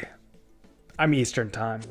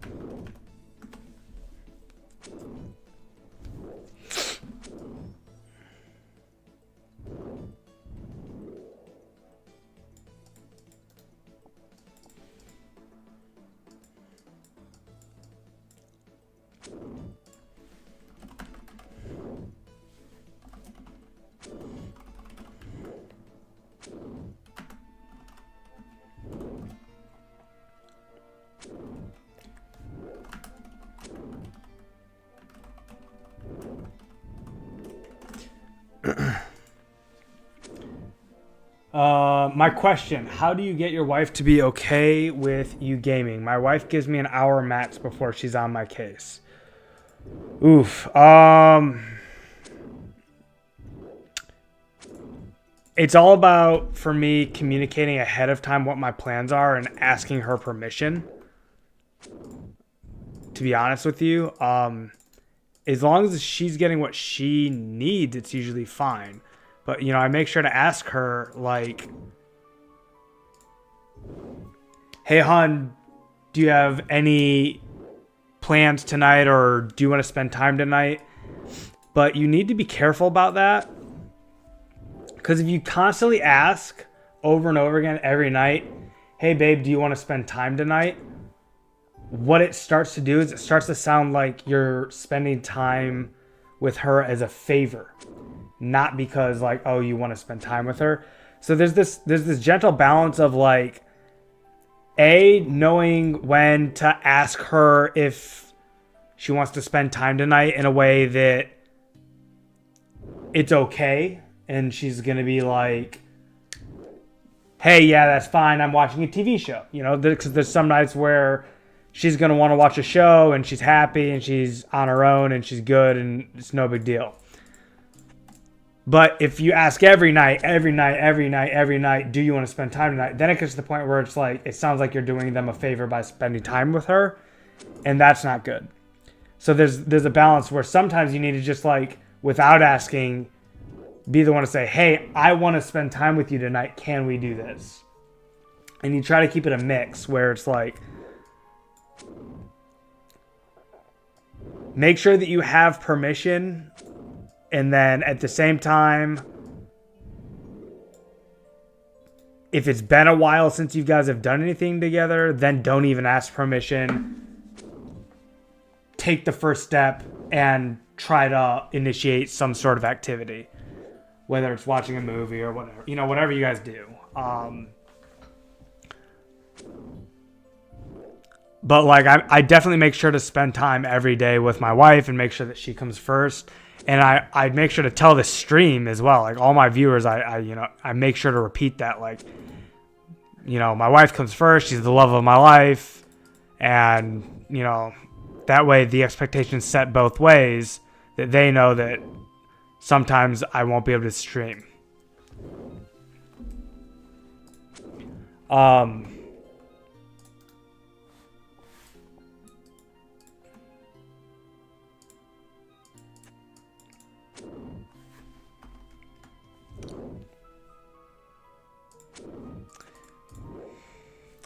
But yeah, I mean, I guess if I were to boil it all down, it's asking permission and knowing when not to ask.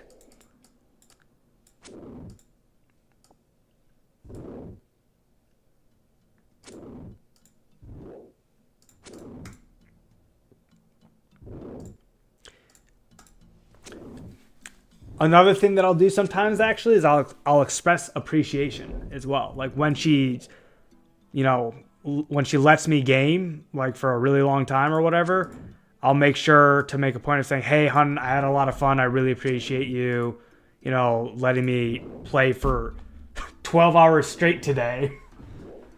Thank you for letting me play for 12 hours and not say anything to you. And then, you know, try and make sure that the time that we're spending together that's not part of my 12-hour gaming grind is quality time, and that we're giving each other the attention that we both deserve from each other. And I'm saying this like an expert. Trust me, man, I fuck it up all the time. But, you know, we've gotten better about it for sure. Like, 48 strength, let's go. We've been married for 5 years. It's just like getting to know each other better and learning, you know, what's a good amount of separation and space, what's a healthy amount for both of us, and when we, like, need to spend time together has been healthy. It's gotten better, it's gotten healthier. It was never unhealthy, but, like, you know, when you're married and you've only been married for a year and you're, like, just living together, like, in any relationship, it's going to be normal to, like, take some time to understand each other and learn those different boundaries and expectations on both sides. That's totally normal.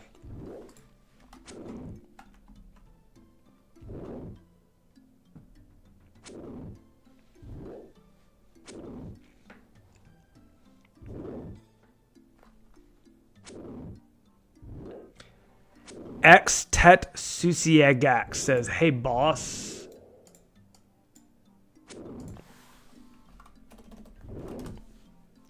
Still trading air for S. I don't know if it's a good deal anymore to trade 4 air runes for S. I don't have the listing up anymore, so he must just remember me.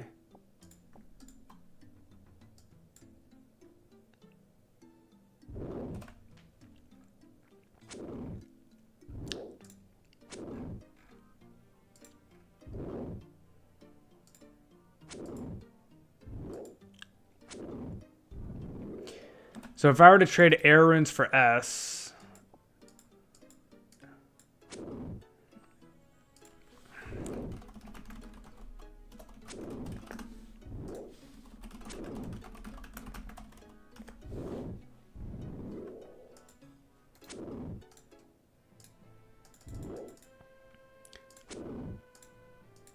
Hey, we're hitting max hits of 11 now with that strength level, guys.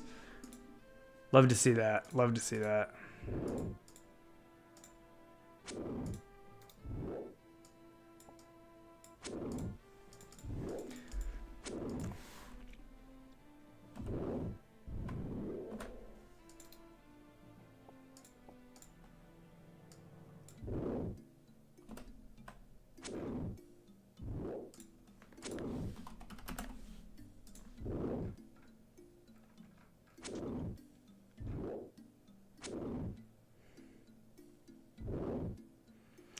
A lot of people have 25 GP offers up in the last 2 hours.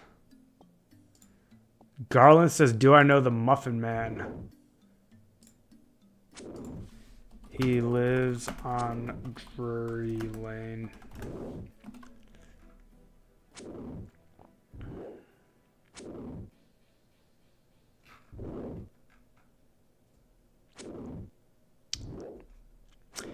Hey, Ken. Bro, I actually have a fucking idea. Like a legitimate idea, man, for your application. Are you still there? Before I like go down it, can you just like type something in the chat? Be like, I'm here, I'm listening. And if you're not, that's okay too. Then I just won't say the idea. But I just thought of something that would be good.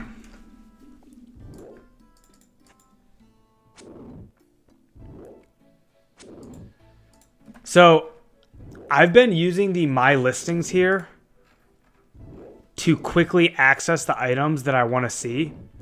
And sometimes I'll take down a listing and then I'll be bummed out that it's not there because I use it as a quick link. And then I have to go back to main menu and search for it. So the feature that I realized, I've been using My Listings. I've been using it like a favorites tab. So if you could add another tab up here for favorites, and you could mark items as favorites and they would just stay in that tab, so you could go to your favorites tab and just quickly reference the item. Because I was literally about to go to My Listings and I was about to create a buying 1 rune essence for 1 GP offer just to get it in there into the My Listings. And I'm like, no, that's clutter. It's going to clog up the listings. I shouldn't do that. I shouldn't create a 1-for-1 offer. But if we had a favorites tab, then I could just put it in my favorites.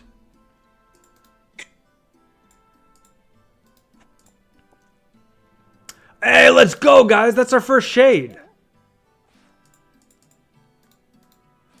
That's our first shade. I don't know if we have enough food for it, but we're going to try. Ray, is Ken the market creator? Yes. Ray, I don't know if you've been to the stream before. If you haven't, welcome. We're definitely going to be able to kill this shade. This is our first shade kill, guys. Somehow we just jumped to 9 concurrent viewers out of nowhere, which is a 50% increase. So welcome, everybody. And also, first shade kill. Massive hype. Massive hype. Hopefully I don't die.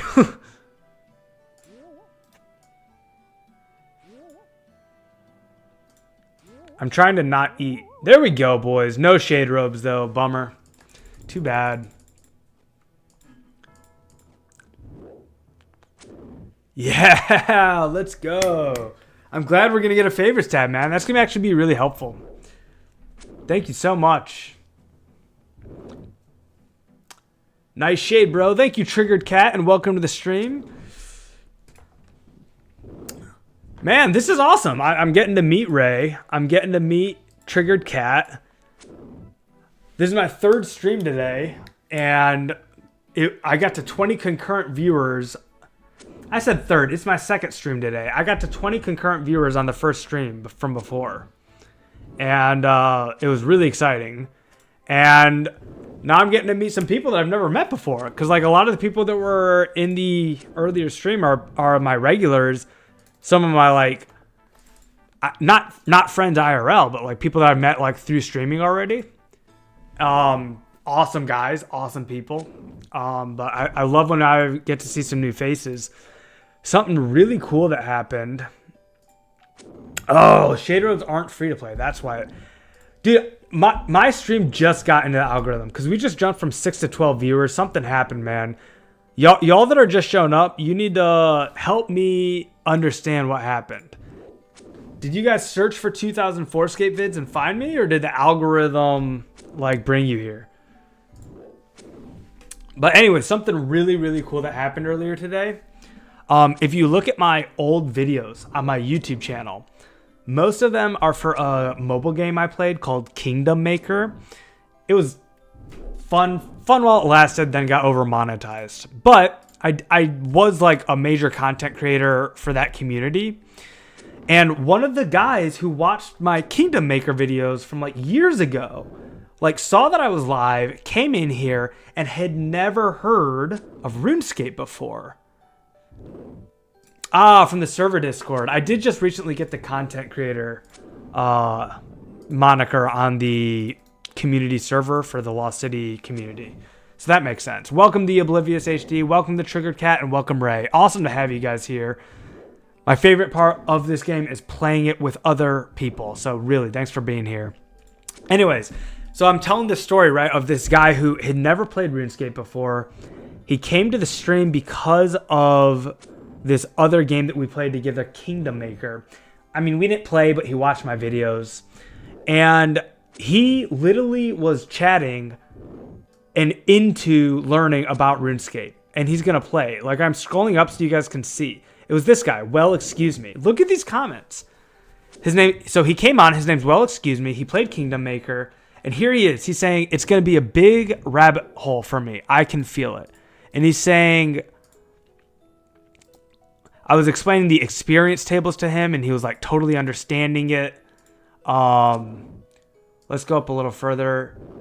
He goes, nah, it's so interesting. Not gonna lie, I love to discover the lore. He goes, I'm so hyped up, ha ha ha. Sad it's almost 3 a.m. here because I would have started playing right now. Dude, he's never played RuneScape. Not RS3, not old school. He's never heard of the game. And he found this stream through Kingdom Maker, and now he's like pumped about the game. I went through every skill with him. I talked about questing. I talked about how to level up melee and different combats. He was literally listening the whole time. I showed him the map. He's like, oh, it's a gigantic map. And then he had to go. He lives in France. So, like, how cool is that, man? How cool is that? We're going to get a literal OG player to play the literal OG game. I mean, that made my absolute day. It really did.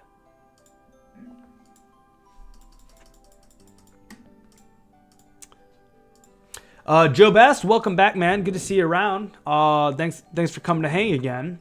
Why don't shade rubs come up on market when other member items do? It's an interesting question.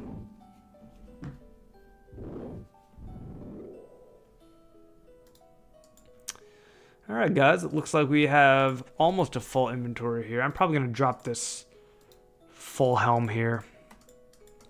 I don't know what iron full helms sell for, but I have not been...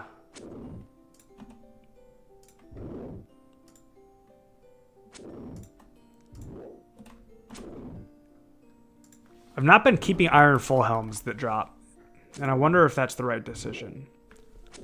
They high alch for 92. So I'm basically leaving behind around... I'm not going to be high alching them, but I could sell them to the barbarian village for 92 for the first one, and then it would go down from there. If I were world hopping, I'd probably sell 10 at a time. I don't know. What if I average them out at 50? Yeah, I don't know. I don't know. Maybe I should be picking them up, but I'm going to keep leaving them. I do pick up these kite shields, though. I see a lot of people leave them on the ground, and I actually pick them up.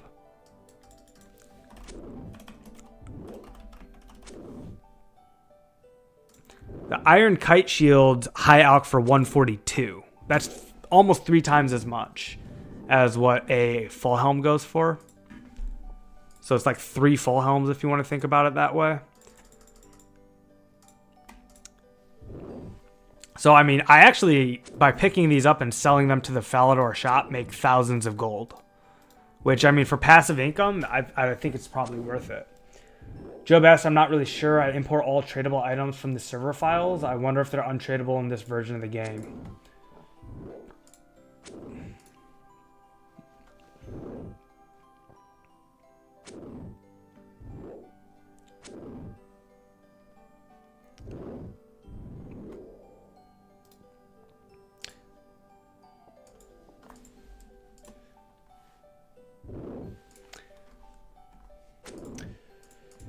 So yeah, guys, those of you who are new here, let me catch you up on the account, huh? We began by doing all the free-to-play quests. Didn't take too long. After doing the free-to-play quests, we got our attack to level 40 and our mining to level 41. And with 40 attack and 41 mining, we were able to wield the rune pickaxe. As soon as we got the pickaxe wielded, we went straight to the S mine, and we mined 20,000 essence. And I had just checked when I started playing. It was... I wanted to get the date that I started this account.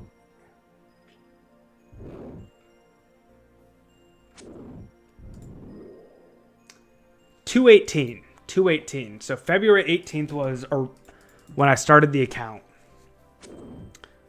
So it had been about 2.5 weeks since the server launched. So anyways, after we got the rune pick, we mined 20,000 S and we went straight to crafting airs and then mined runes over and over again. Until about 56 rune crafting. Once we hit 56, we started to do runners. We started paying runners. Some of the runners were running without profit. I shouldn't say without profit. They were making profit, but they were running without me having to pay extra. I was, paying them what I was crafting and not paying out of pocket extra runes. So that was awesome when that happened. And with runners, we got ourselves to 62 rune craft. All right, so now you're caught up to present day, and as you all know, there was a big announcement that Members is coming out, and that sent my entire plan off the rails. So I wanted to be 91 runecraft by the time Members came out. Our timeline went from mid-May for Members, which was 9 weeks, to 3 weeks from today. So we lost 2/3 of our entire timeline. And so I had to pivot my goals and expectations and what I wanted to do. So knowing that we're not going to hit 91 rune crafting by Members, I decided today that I'm going to pivot to combat. I'm going to get base 60s, and that's going to allow me on day 1 of Members releasing. I'm going to take PTO that day. And all I'm going to do is with base 60 combat, I'm going to farm the Nature Talisman. I'm going to do nothing else but farm Nature Tally, and my goal is to be the fastest to Nature Talisman as possible. The dream, the absolute dream, would be that I'm the first person on the server with a Nature Talisman, and I can be the first person running Natures. or having runners run natures for me. We'll see if that happens. It's all RNG at that point. From what I understand, Moss Giants dropped the Nature Talisman. But actually, Ken, man, you would probably know better, man. Is Moss Giants the way to go? Like, is there a way that you can look in the game files and see every monster that drops the Nature Talisman, and based on that, understand which monster has the best chance of dropping it? Because I've got this resource that someone gave me, which is the 2004 drop table, but it's only updated for the free-to-play right now. That is what someone told me it's only updated for free-to-play, but that's not right. That's not right, because it's showing herbs, and herbs don't drop in members, so Fire Giants are the best for it. Interesting. Better than Moss Giants. Is that because the Nature Talisman is exclusively a rare drop table drop? Or is it because Fire Giants drop it naturally?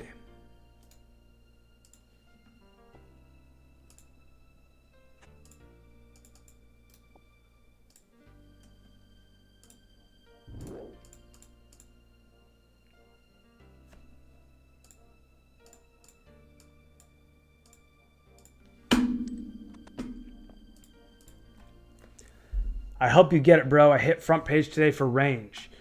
Joe, bro, I mean, I don't know what the price is going to be, but Trisk, who's the #1 runecrafter, was predicting between 250 and 300K. So, I mean, I'll try to afford it from you. I should have 250K by the time Members comes out. That doesn't sound like a huge issue.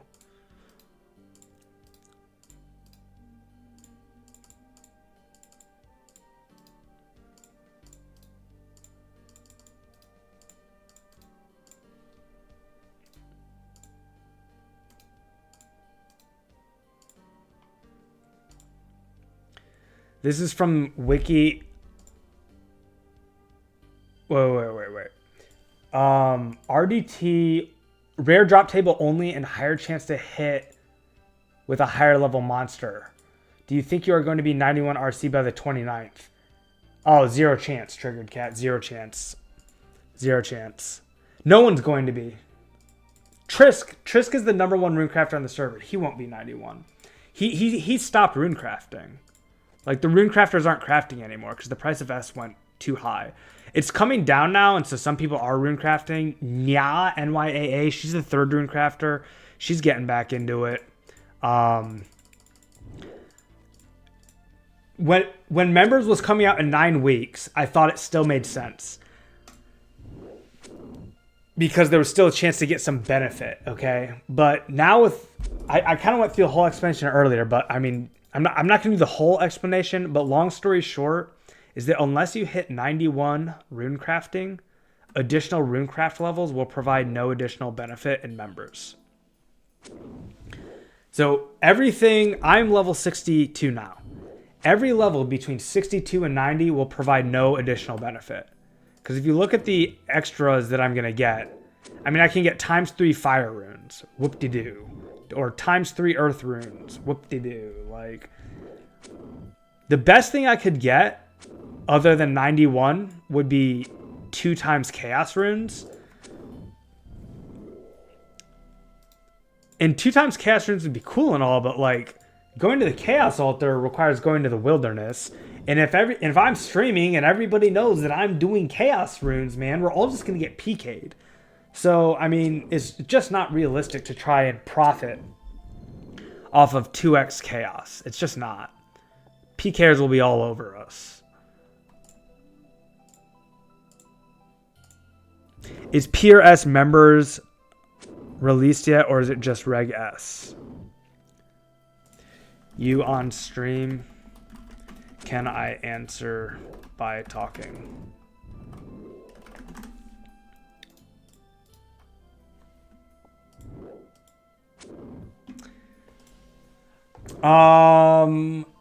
The Oblivious HD, this is from Wiki, and Abbey demons aren't in the game. Abyssal demons aren't in the game. Yeah, I think Ray is right. I don't think any monsters directly drop the nature talisman. Okay, do we have a link? Can someone post a link? There's no way to post links on YouTube, so for this what I've been doing is posting my Discord channel link.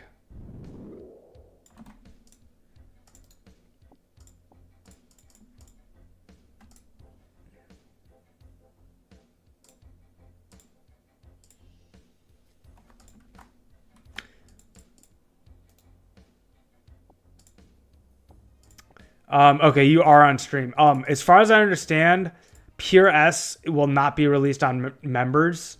It will be Rune Essence. But then when Pure Essence comes out, all of your Rune Essence gets converted into Pure Essence. Where's the link to my Discord channel?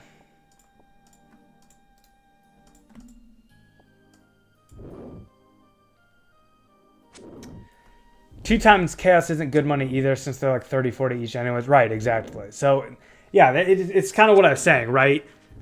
When you're level 62 rune crafting, you're either getting 91 or every level in between doesn't matter. So the only reason to rune craft right now is so that when members releases, you'll get to 91 sooner. But that's almost counterintuitive, because if you just wait 3 weeks, you'll be crafting natures, which give you almost twice as much experience per essence and give you way better profit per essence.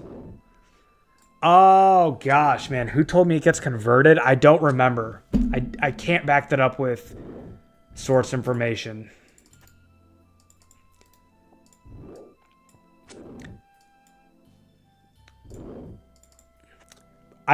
I'm not saying that from my memory, though. That's for sure. Someone told me that, and I assumed they were correct. I didn't question them. They said that that's how it was back in the original update.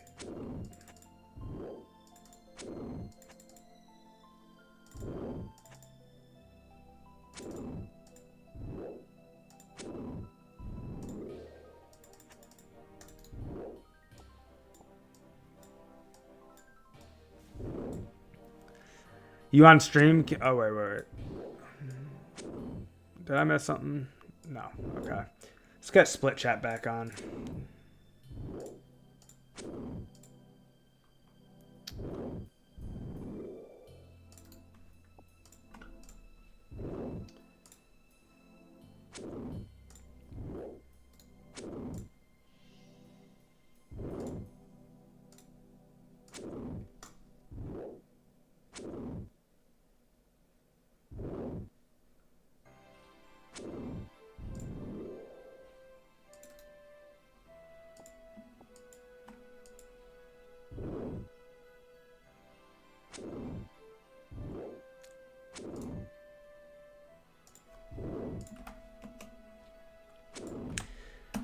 All right. Yeah, that was the community Discord that I was using in 2018 when I was streaming old school RuneScape on Twitch. It's definitely in need of some work. But eventually I'll put some more work into it. The reason I posted it there, though, just for, an interim solution, YouTube chat automatically blocks all links. So I realized I was going to ask you guys for a link, and I'm like, well, I can't ask them for a link in YouTube chat because it blocks it. So, what I was going to ask for, do any of you have a link to the rare drop table specifically for 04?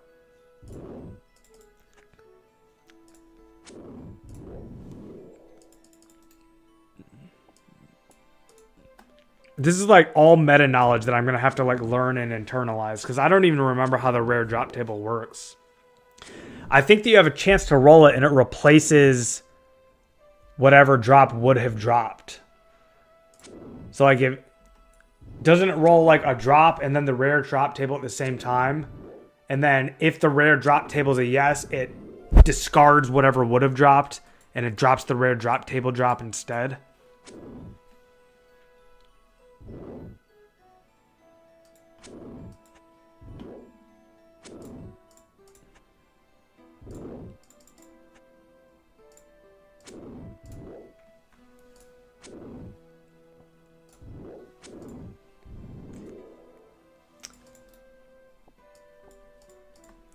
Oh, that's a good point, Ray. I didn't even realize this, man. Pure S comes out in 2006 anyways. So we got a long time till Pure S comes out. You're much more likely to hit rare drop table with a Ring of Wealth. That I've heard. I heard it's twice as likely, which is a big deal.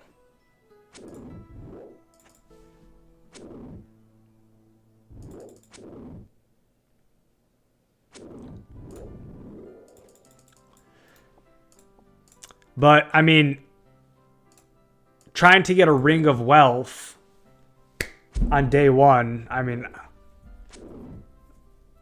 good luck, right? Like, there's no way I'm going to have the crafting level for that. So I could try and buy one.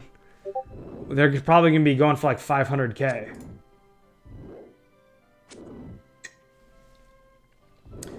Okay, Big Shot just posted the rare drop table code in my Discord.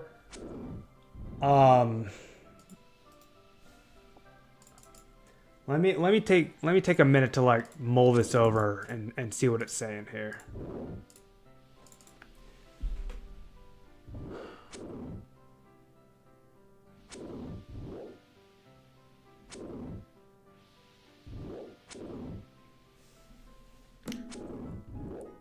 So is this random 65 function? Is that a roll out of 1 out of 165 with Ring of Wealth and roll 1 out of 128 with the no Ring of Wealth? So you have a 1 in 128 chance for rare drop table with no ring and a 1 in 65 chance with a Ring of Wealth. Am I reading that correctly?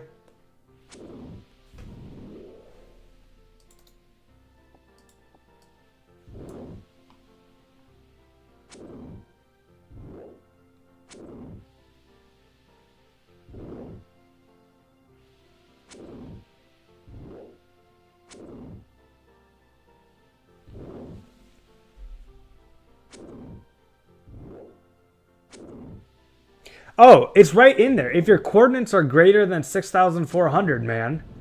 That if coordinates are greater than 6,400 confirms that the nature talisman only drops underground. So the underground thing, like you have to be underground to get it to drop, is true. That's very good to know.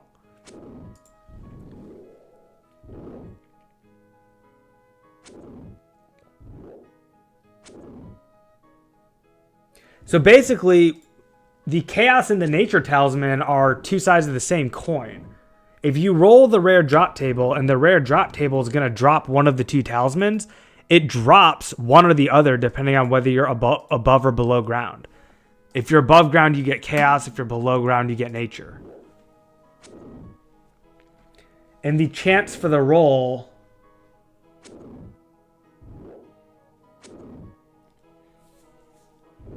Again, I'm trying to read code here and I'm not a coder, but it looks like it's 1 out of 65.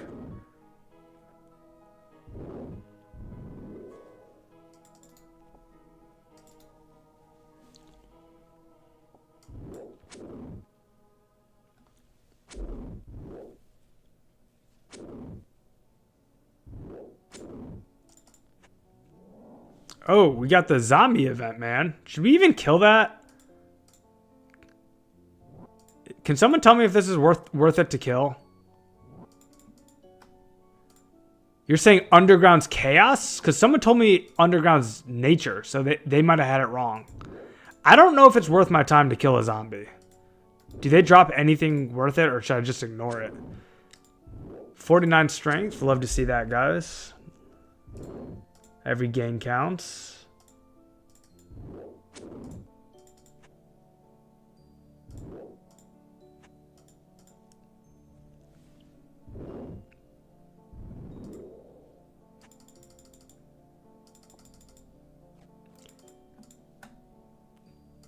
drops D-Chain.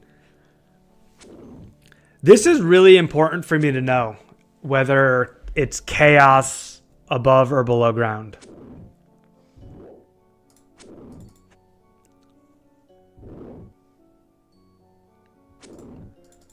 Because Ray is saying that chaos drops underground, and someone else told me nature drops underground.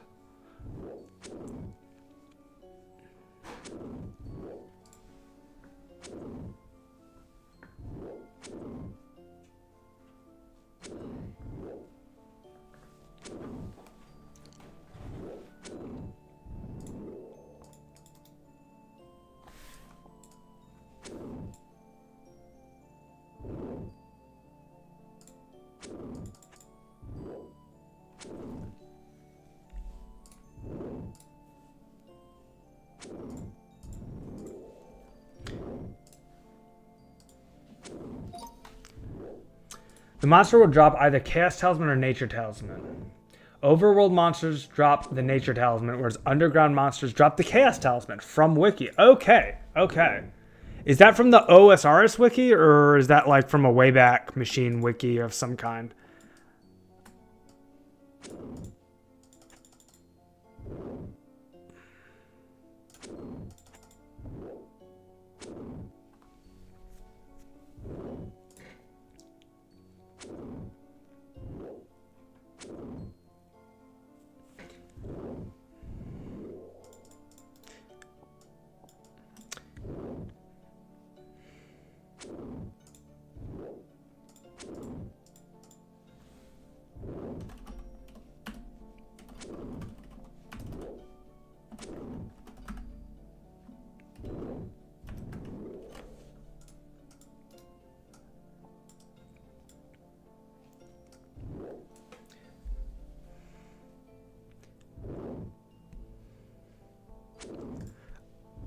I believe you that it was never changed. I don't see why that would change. It would just be nice to know for sure. And let's be honest, like I trust Pizzazz. I know he's doing a great job making this a faithful recreation, but like when you start to get into these nitty-gritty details, getting every single one of these like minute changes exactly as it was in 2004, like if they made one tiny mistake, like it wouldn't matter, and also probably no one would notice. So it's almost less important how it was in 2004 and more important how it is in the Lost City private server that we're playing on. How did they code it? Because that's almost easier than seeing what it was back then. I never said anything about overground or above ground. Wait, I never said anything about overground or underground, by the way, if you were talking about me. Somebody said something.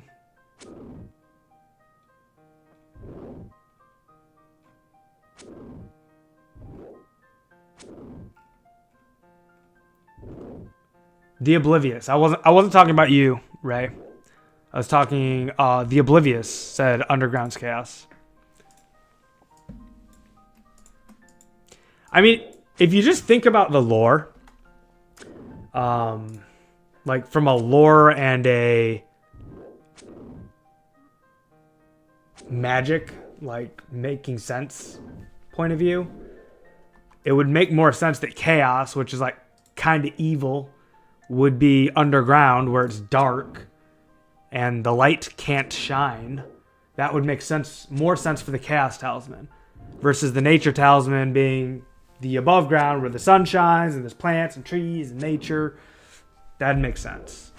Yeah, the source shows that the overworld is correct. All underground on maps are above certain coordinates, which is referenced in the code. So this means fire giants cannot drop the Nature Talisman. So, okay, the next question is, what is the best way to access the rare drop table in the overworld? This is our next question.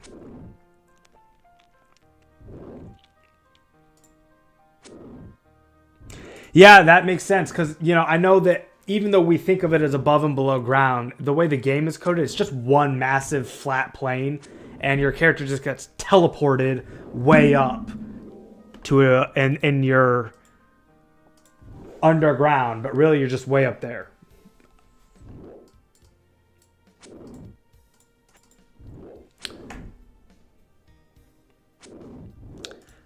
So how can fire giants drop both? Fire giants are in the waterfall cave. Is the waterfall cave somehow coded as both above ground and below ground?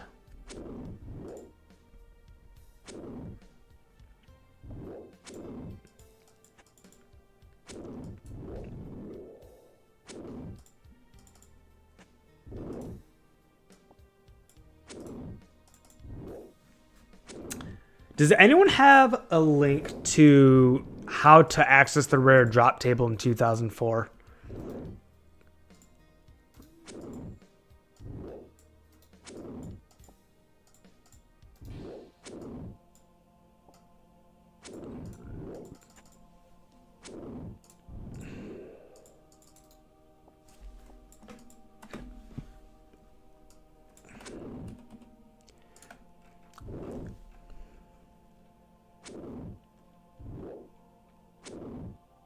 Because, like, this is the drop table for moss giants, and it doesn't say rare drop table. What about fire giants? Fire giants aren't in here yet. Someone will have to update it.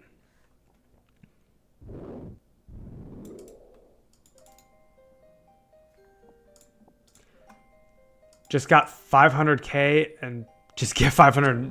Well, the thing is, man, it's not that easy because the first one that drops is insanely more valuable than the second one.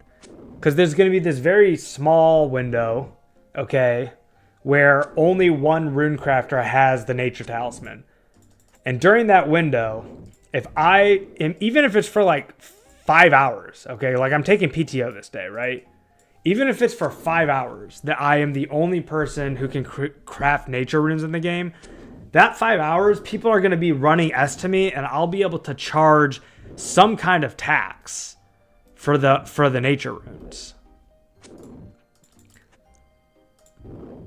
But as soon as there's a second nature talisman in the game, now there's competition, so the market's going to be more competitive, and we'll have to agree to some kind of tax, the second nature talisman holder and I. And then as a third nature talisman comes into the game, now we got 3 people. And so once there's 100 nature talismans in the game, then everyone's just going to be running their own natures. It's not hard to run natures by yourself. It only requires 44 rune crafting. Not that hard to get. So there's going to be a lot of people with 44 rune crafting. So there's this very small window. And frankly, me having 62 rune crafting and being on the leaderboards does not give me any kind of advantage. So it's not just pay 500k for one, because I can get 500k and try and pay it. But at the end of the day, the person who gets the first nature talisman is more than likely going to be the friend of whoever gets it. You know what I mean by that? Like,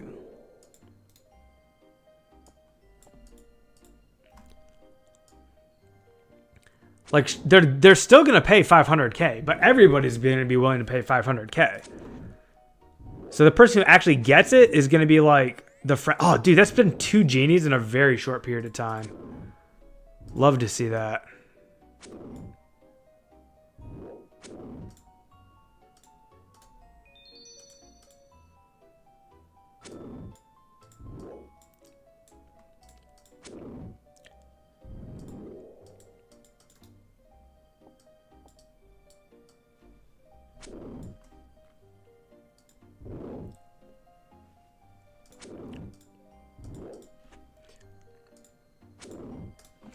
I guess what we can do in the meantime is go to the wiki for OSRs and look up the rare drop table. I don't know if it's going to be exactly the same, but I mean, it's the only place I know how to look in the meantime.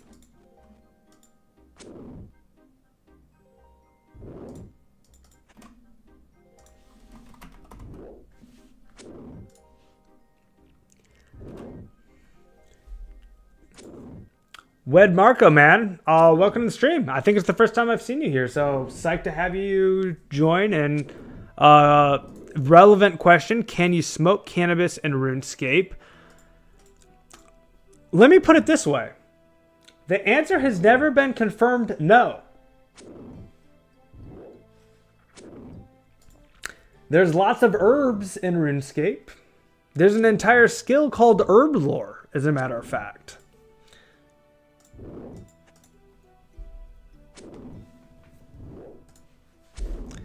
Triggered Cat knows what's up, man.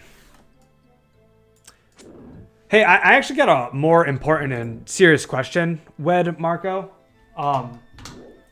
Straight talk here, man. Have you never played RuneScape? Are you someone who's just seeing the game for the first time? Or maybe who's seen it a couple times, but never played and don't fully quite know what it's all about?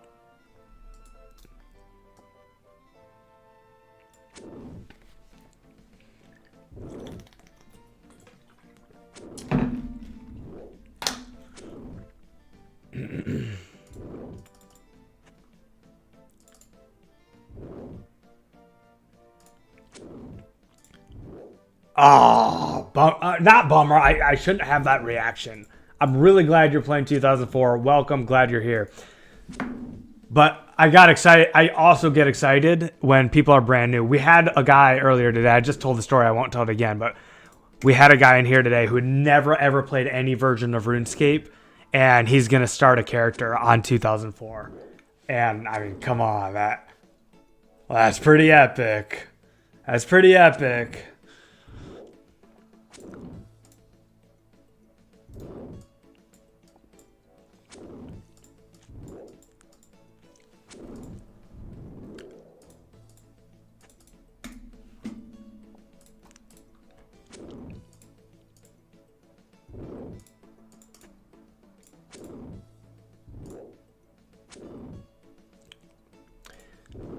Man, there's a lot of RNG with how these hill giants damage you. Because I brought 7 trouts here and came with full health.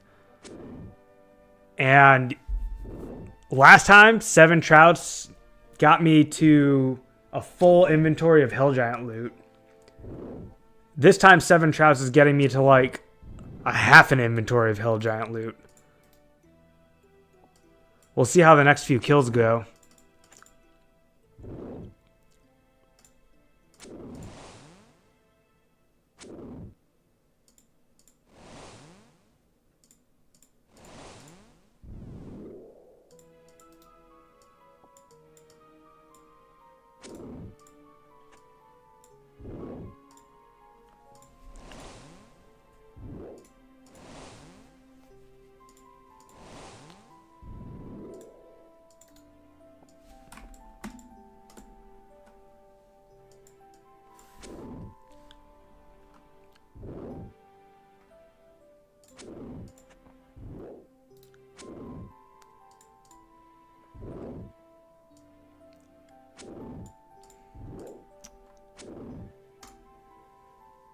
Wed Marco, what are you asking?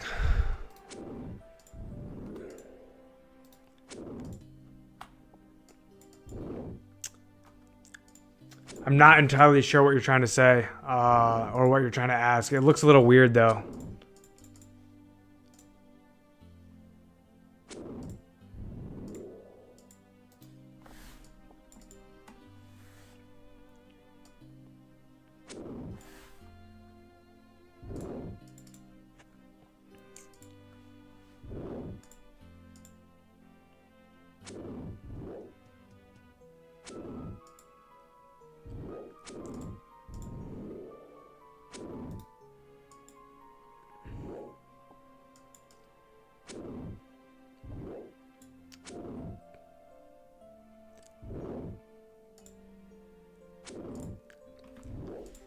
All right, yeah, no worries, man, no worries.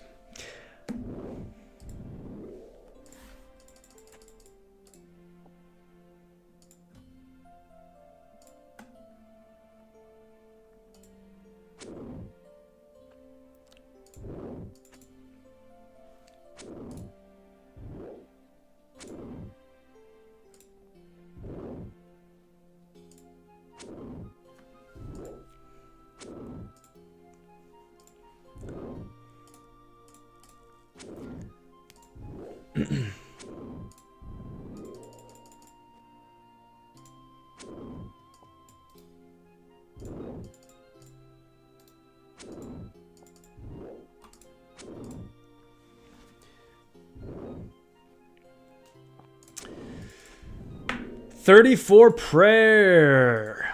Yeah, I don't know if we're gonna get 43 before members, but there's a chance.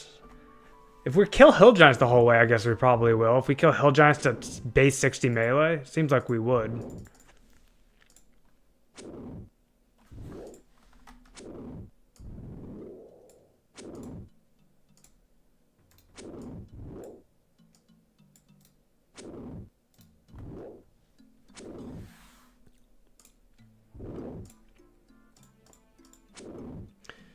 Just got incredible reflexes unlocked. We got the 3 strongest melee spells here. It's a nice milestone. Just got a double genie. Let's go, bro. What are you putting that genie XP in, man? Is that all going straight to Runecraft?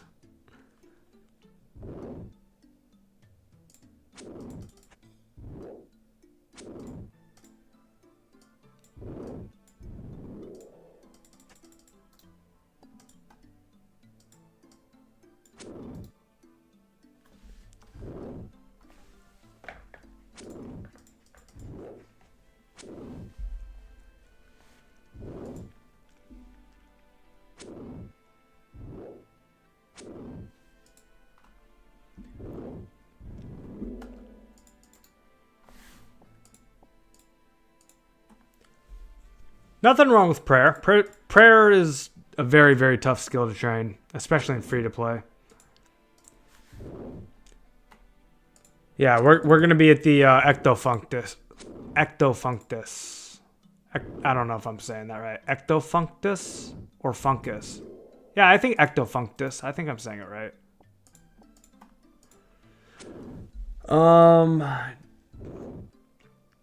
Do we get the Ectofunctus?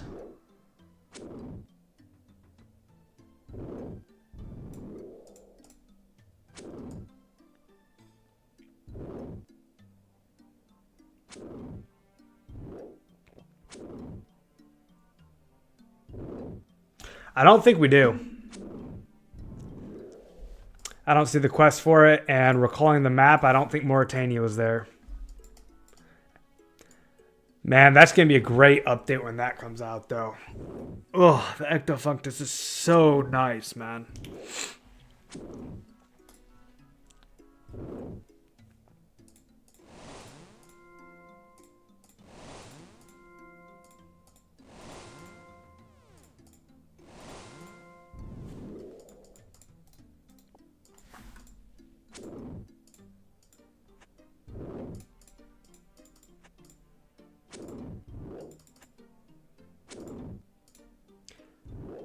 Yo, welcome back, Mr. Jacob16. Priest in Peril's not there either. Yeah, I didn't see it. Dragon Bones are going to be very, very, very lucrative. You are correct.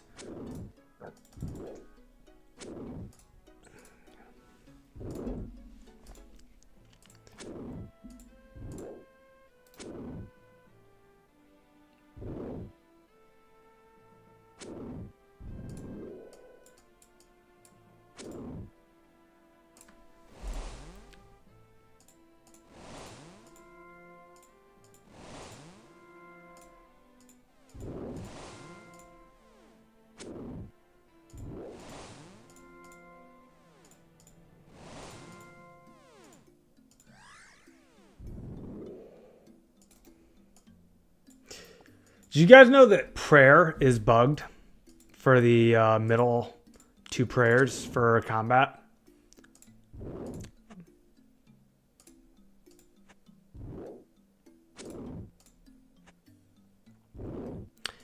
Yeah, Green Drag's gonna be packed, but I'm worried they're gonna be packed with PKs to the point where it's not even worth going to, man. I feel like being a PVMer in the wilderness is gonna be impossible. You're either going to be part of a PK clan and protected by them, or you're not going. It's going to be very, very, very contested.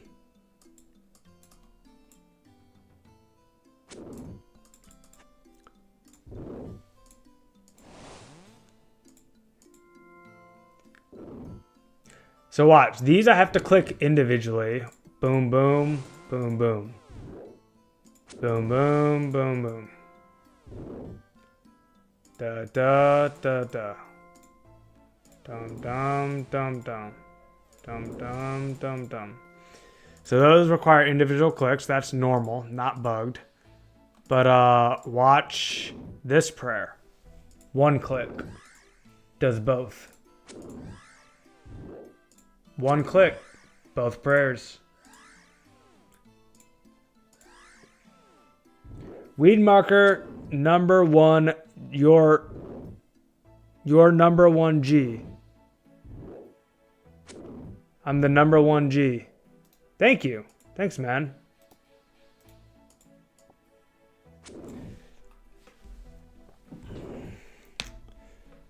You're good, brother. You're good, brother. They're no TB. That spot at West near Black Mage will be good. What do you think? Yeah, Joe Best is saying that OBP game there. I'm telling you, like, here's the thing, man. No teleblock does not mean anything other than that you're not going to die. So great, you won't die. But guess what you're going to have to do? Run away. And guess what happens when you're constantly running from PKers? You get no Dragon Bones and you get no XP. So you're just sitting there wasting your time.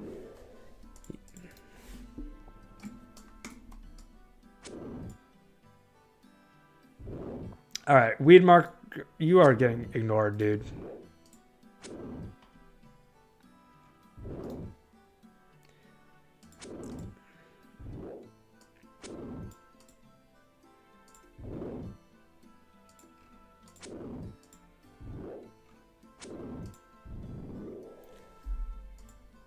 I've never even used moderation tools. I didn't want to have to.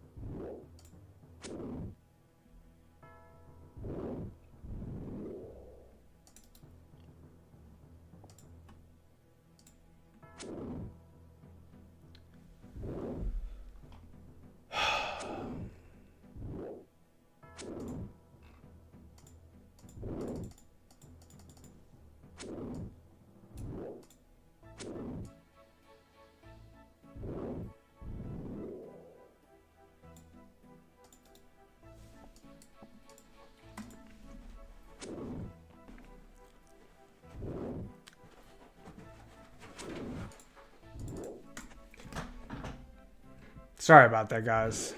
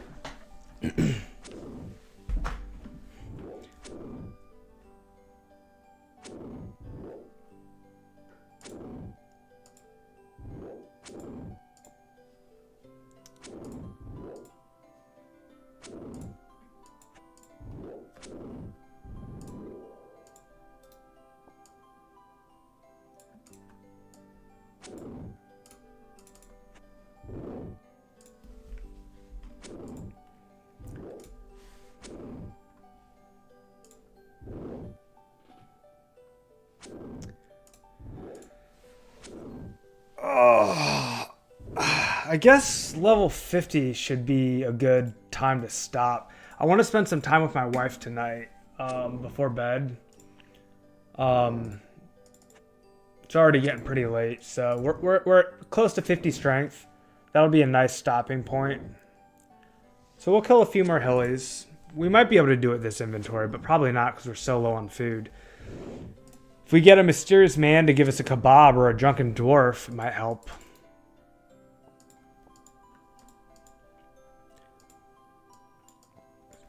I'm guessing a lot, dude. Probably like 1,000 gold each. So that's my guess. 1K, 1 to 2K.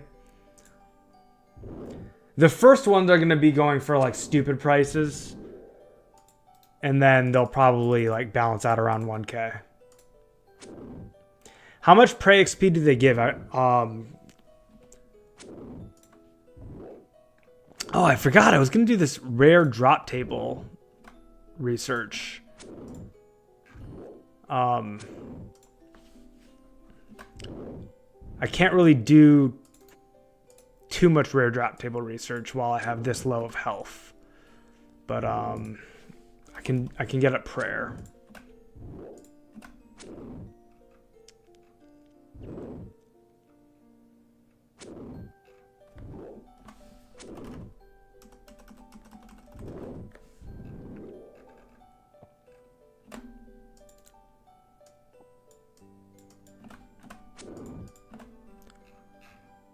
Does it say in here the XP rates for different bones?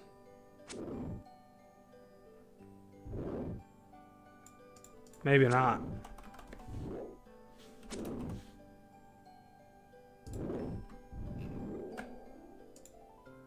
Hey, what up, Jacob?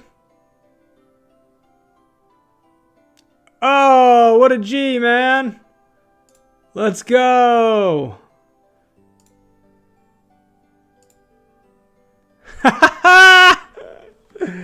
Hey, let's go, Jacob. Love you, man. Thanks, dude. That's awesome. Look at that, guys. That's the most wholesome thing that's ever happened on this stream. What a G.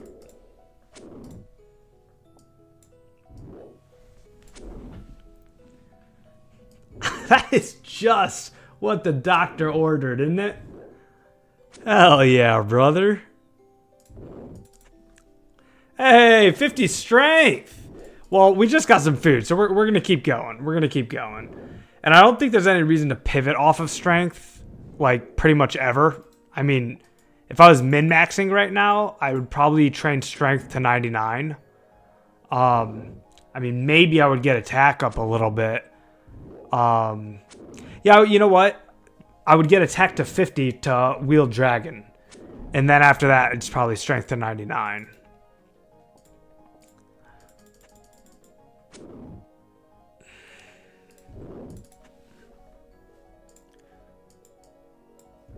But at least strength is going to go to 60.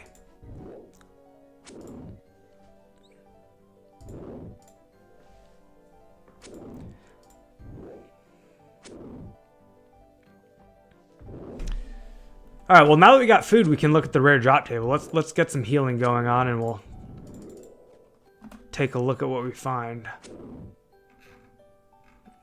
First things first, big bones.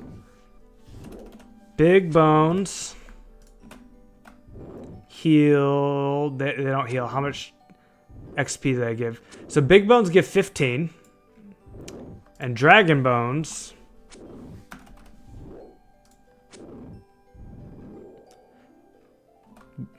give 72.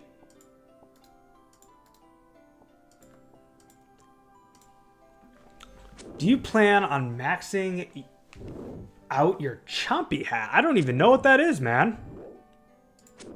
You'll have to give me some RuneScape education here. I've done big chompy bird hunting, but I don't remember a chompy hat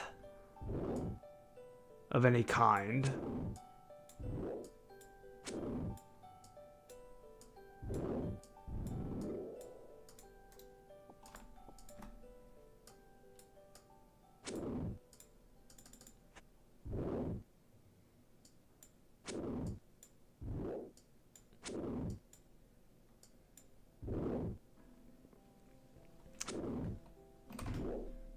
So, I mean, 72 divided by 15? 4.8? So it's like, About 5 big bones equals 1 dragon bone. I mean, what are big bones going for right now?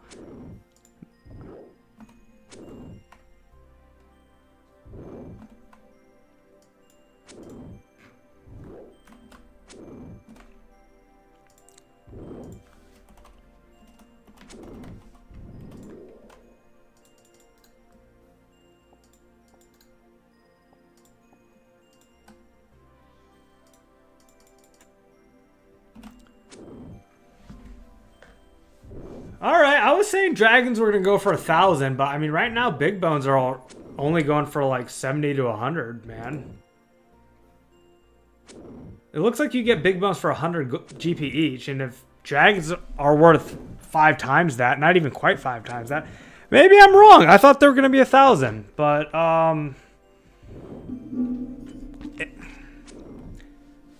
in theory they should be really only around 500, right?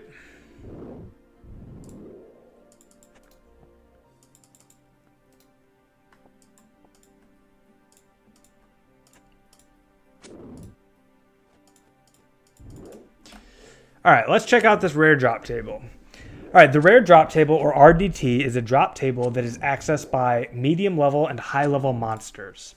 The rare drop table drops some rune items and other items of moderate value, and also has access to the gem drop table as a sub table.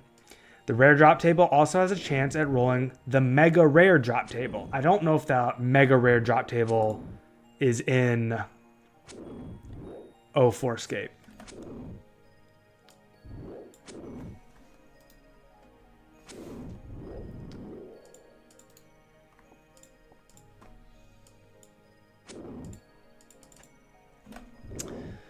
So, okay, the Mega Rare drop table contains mostly empty drops, but the Rune Spear, Dragon Spear, and Shield Left Half are also in it. The player does not need to have the Legends quest completed to access the Mega Rare drop table. However, it is required to access it via the Gem drop table. So, maybe then there is a Mega Rare drop table because it just referenced Legends quest. And Legends Quest is in our next update. Some monsters will have their rare drop table drops appear on an adjacent tile to the rest of the loot pile when the rare drop is rolled. I bet that's not in 04. This can help the player distinguish if the drop came from the rare drop table or their standard drop table. I doubt that's in 04.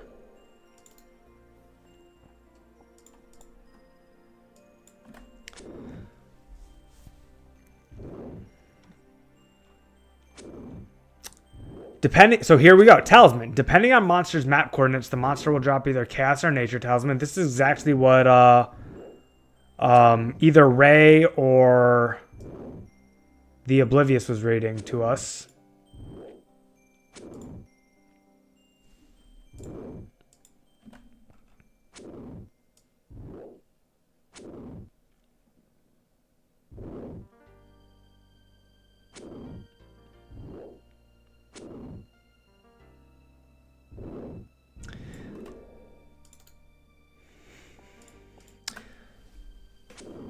So, how do I know the chance of rolling the rare drop table? And how do I know which monsters are the best to try and farm it on?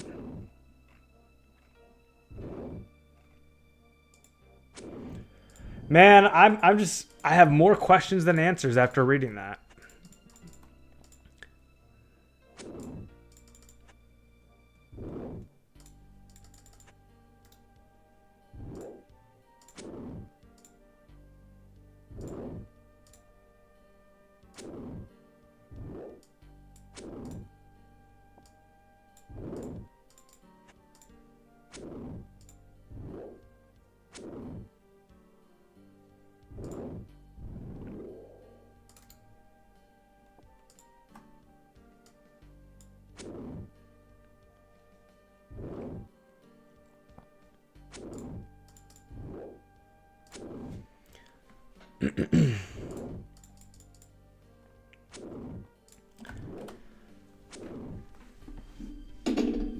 So all that I have pinpointed is that I need to farm above ground monsters of high level.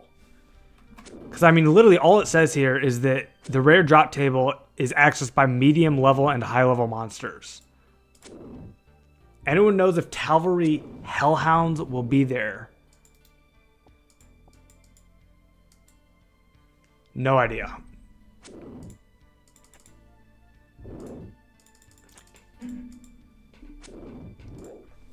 Oh man, so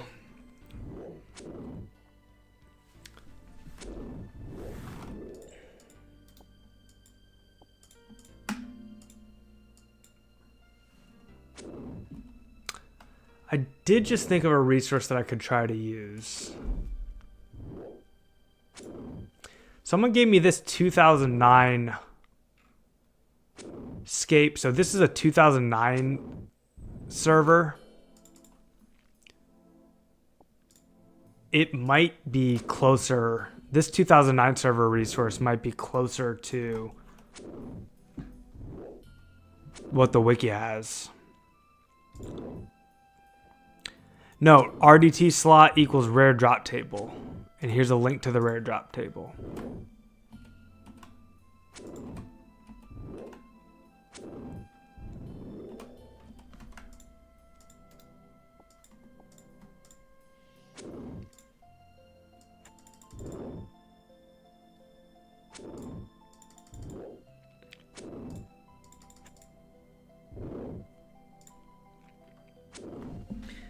All right, guys, what I'm going to do here, I'm going to fill up this inventory, and then I'm going to end stream. We've got 4 more slots left.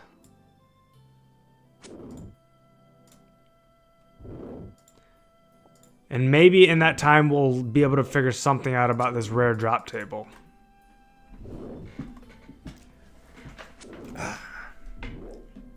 So 1 in 24 chance of dropping a talisman. So if you roll the rare drop table, you have a 1 in 24 chance of getting the nature talisman. That's beneficial. But how do you roll the rare drop table? Which monsters in the game roll it, and which ones have the best chance?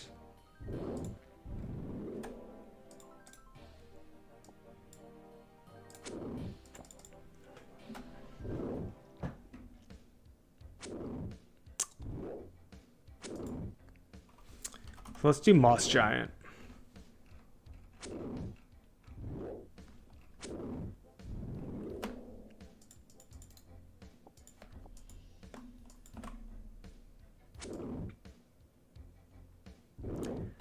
Gem drop table.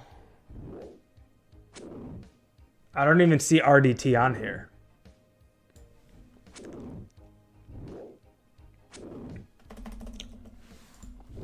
Fire Giant.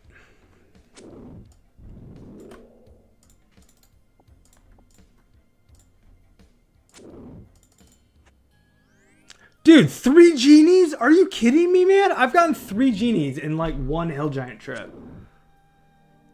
That's absurd.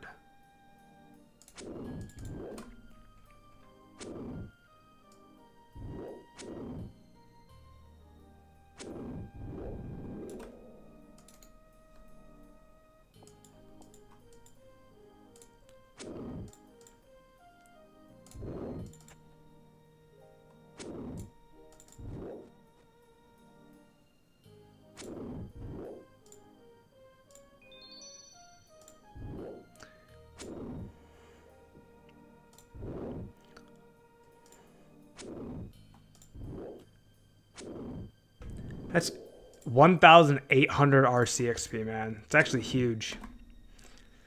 I'm not seeing a single rare drop table chance on Fire Giant. This is gem drop table. I don't know what HDT is.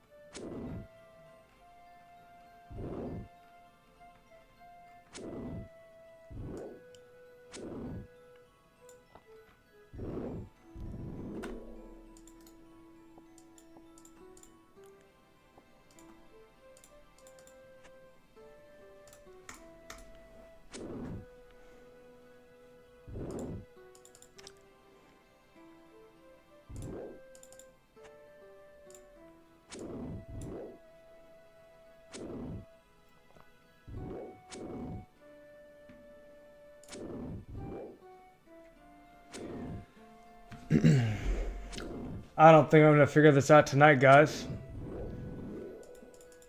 But I definitely would like to eventually understand which monsters in the game have the best chance of rolling the rare drop table.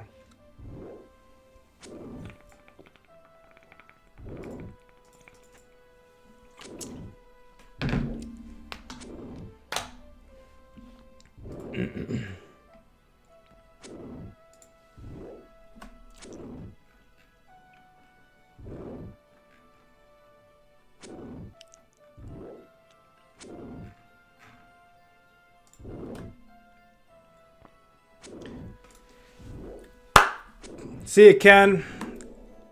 Bro, it was really great to meet you, and I really appreciate you talking to us about your market tool. I mean, thanks for creating it and letting us all benefit from it.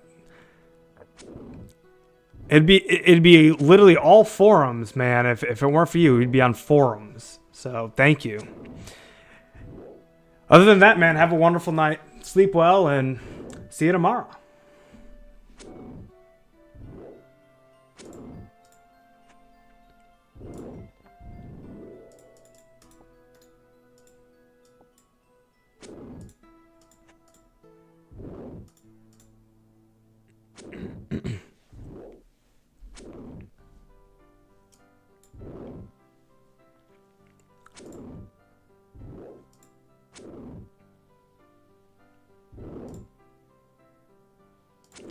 Hey, likewise, Ken.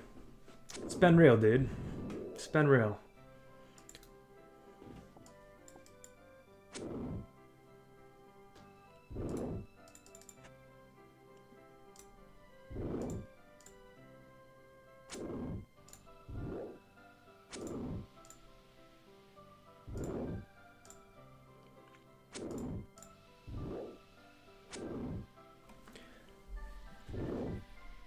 I think this is the Catherby soundtrack, if I'm not mistaken.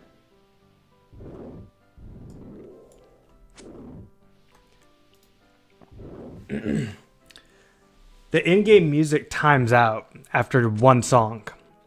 And so instead of trying to do the in-game music, I just throw up a YouTube video of Runescape music.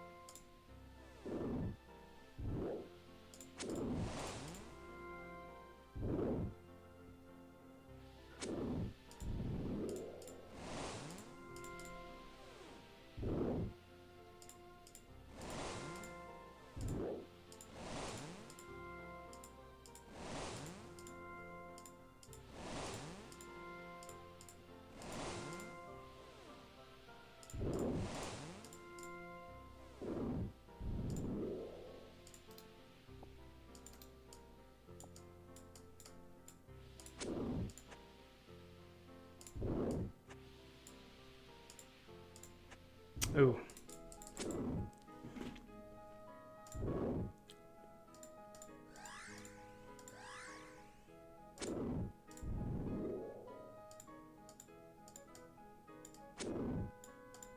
Ugh, gotta click better than that. No! I don't know what it is with these hill giants, man. Their hitbox always evades me. I miss it all the time.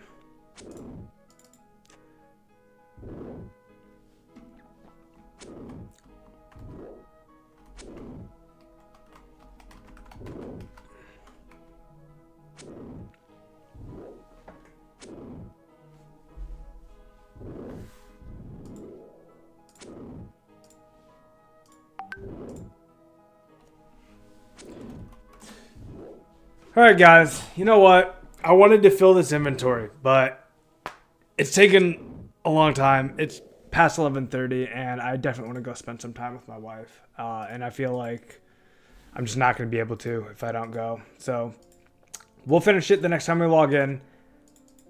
We'll get a quick trip return. But look, guys, let's recap. Hell of a day. hell of a day. We hit 40 defense. We got full rune. We've gone to Hill Giants and gotten 50 strength. And we are on track to be in really good shape for farming nat tallies as soon as members comes out.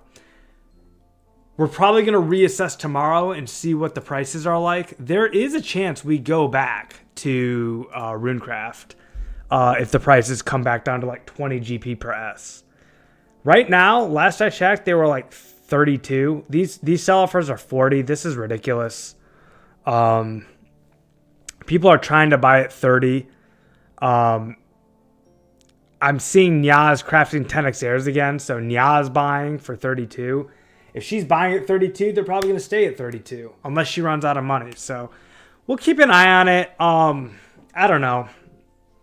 I don't think 32 GP is going to be worth crafting runes, but yeah, we'll see, guys. But other than that, hell of a stream. We hit 20 concurrent viewers today. In our second stream, we were at 12, and we got to meet the creator of the market tool. And we introduced someone to RuneScape who's never seen the game before. Couldn't ask for a better day. Couldn't ask for a better stream. And couldn't ask for a better community.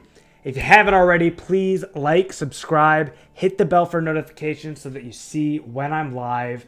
If you haven't already, please go to a VOD that you haven't seen before.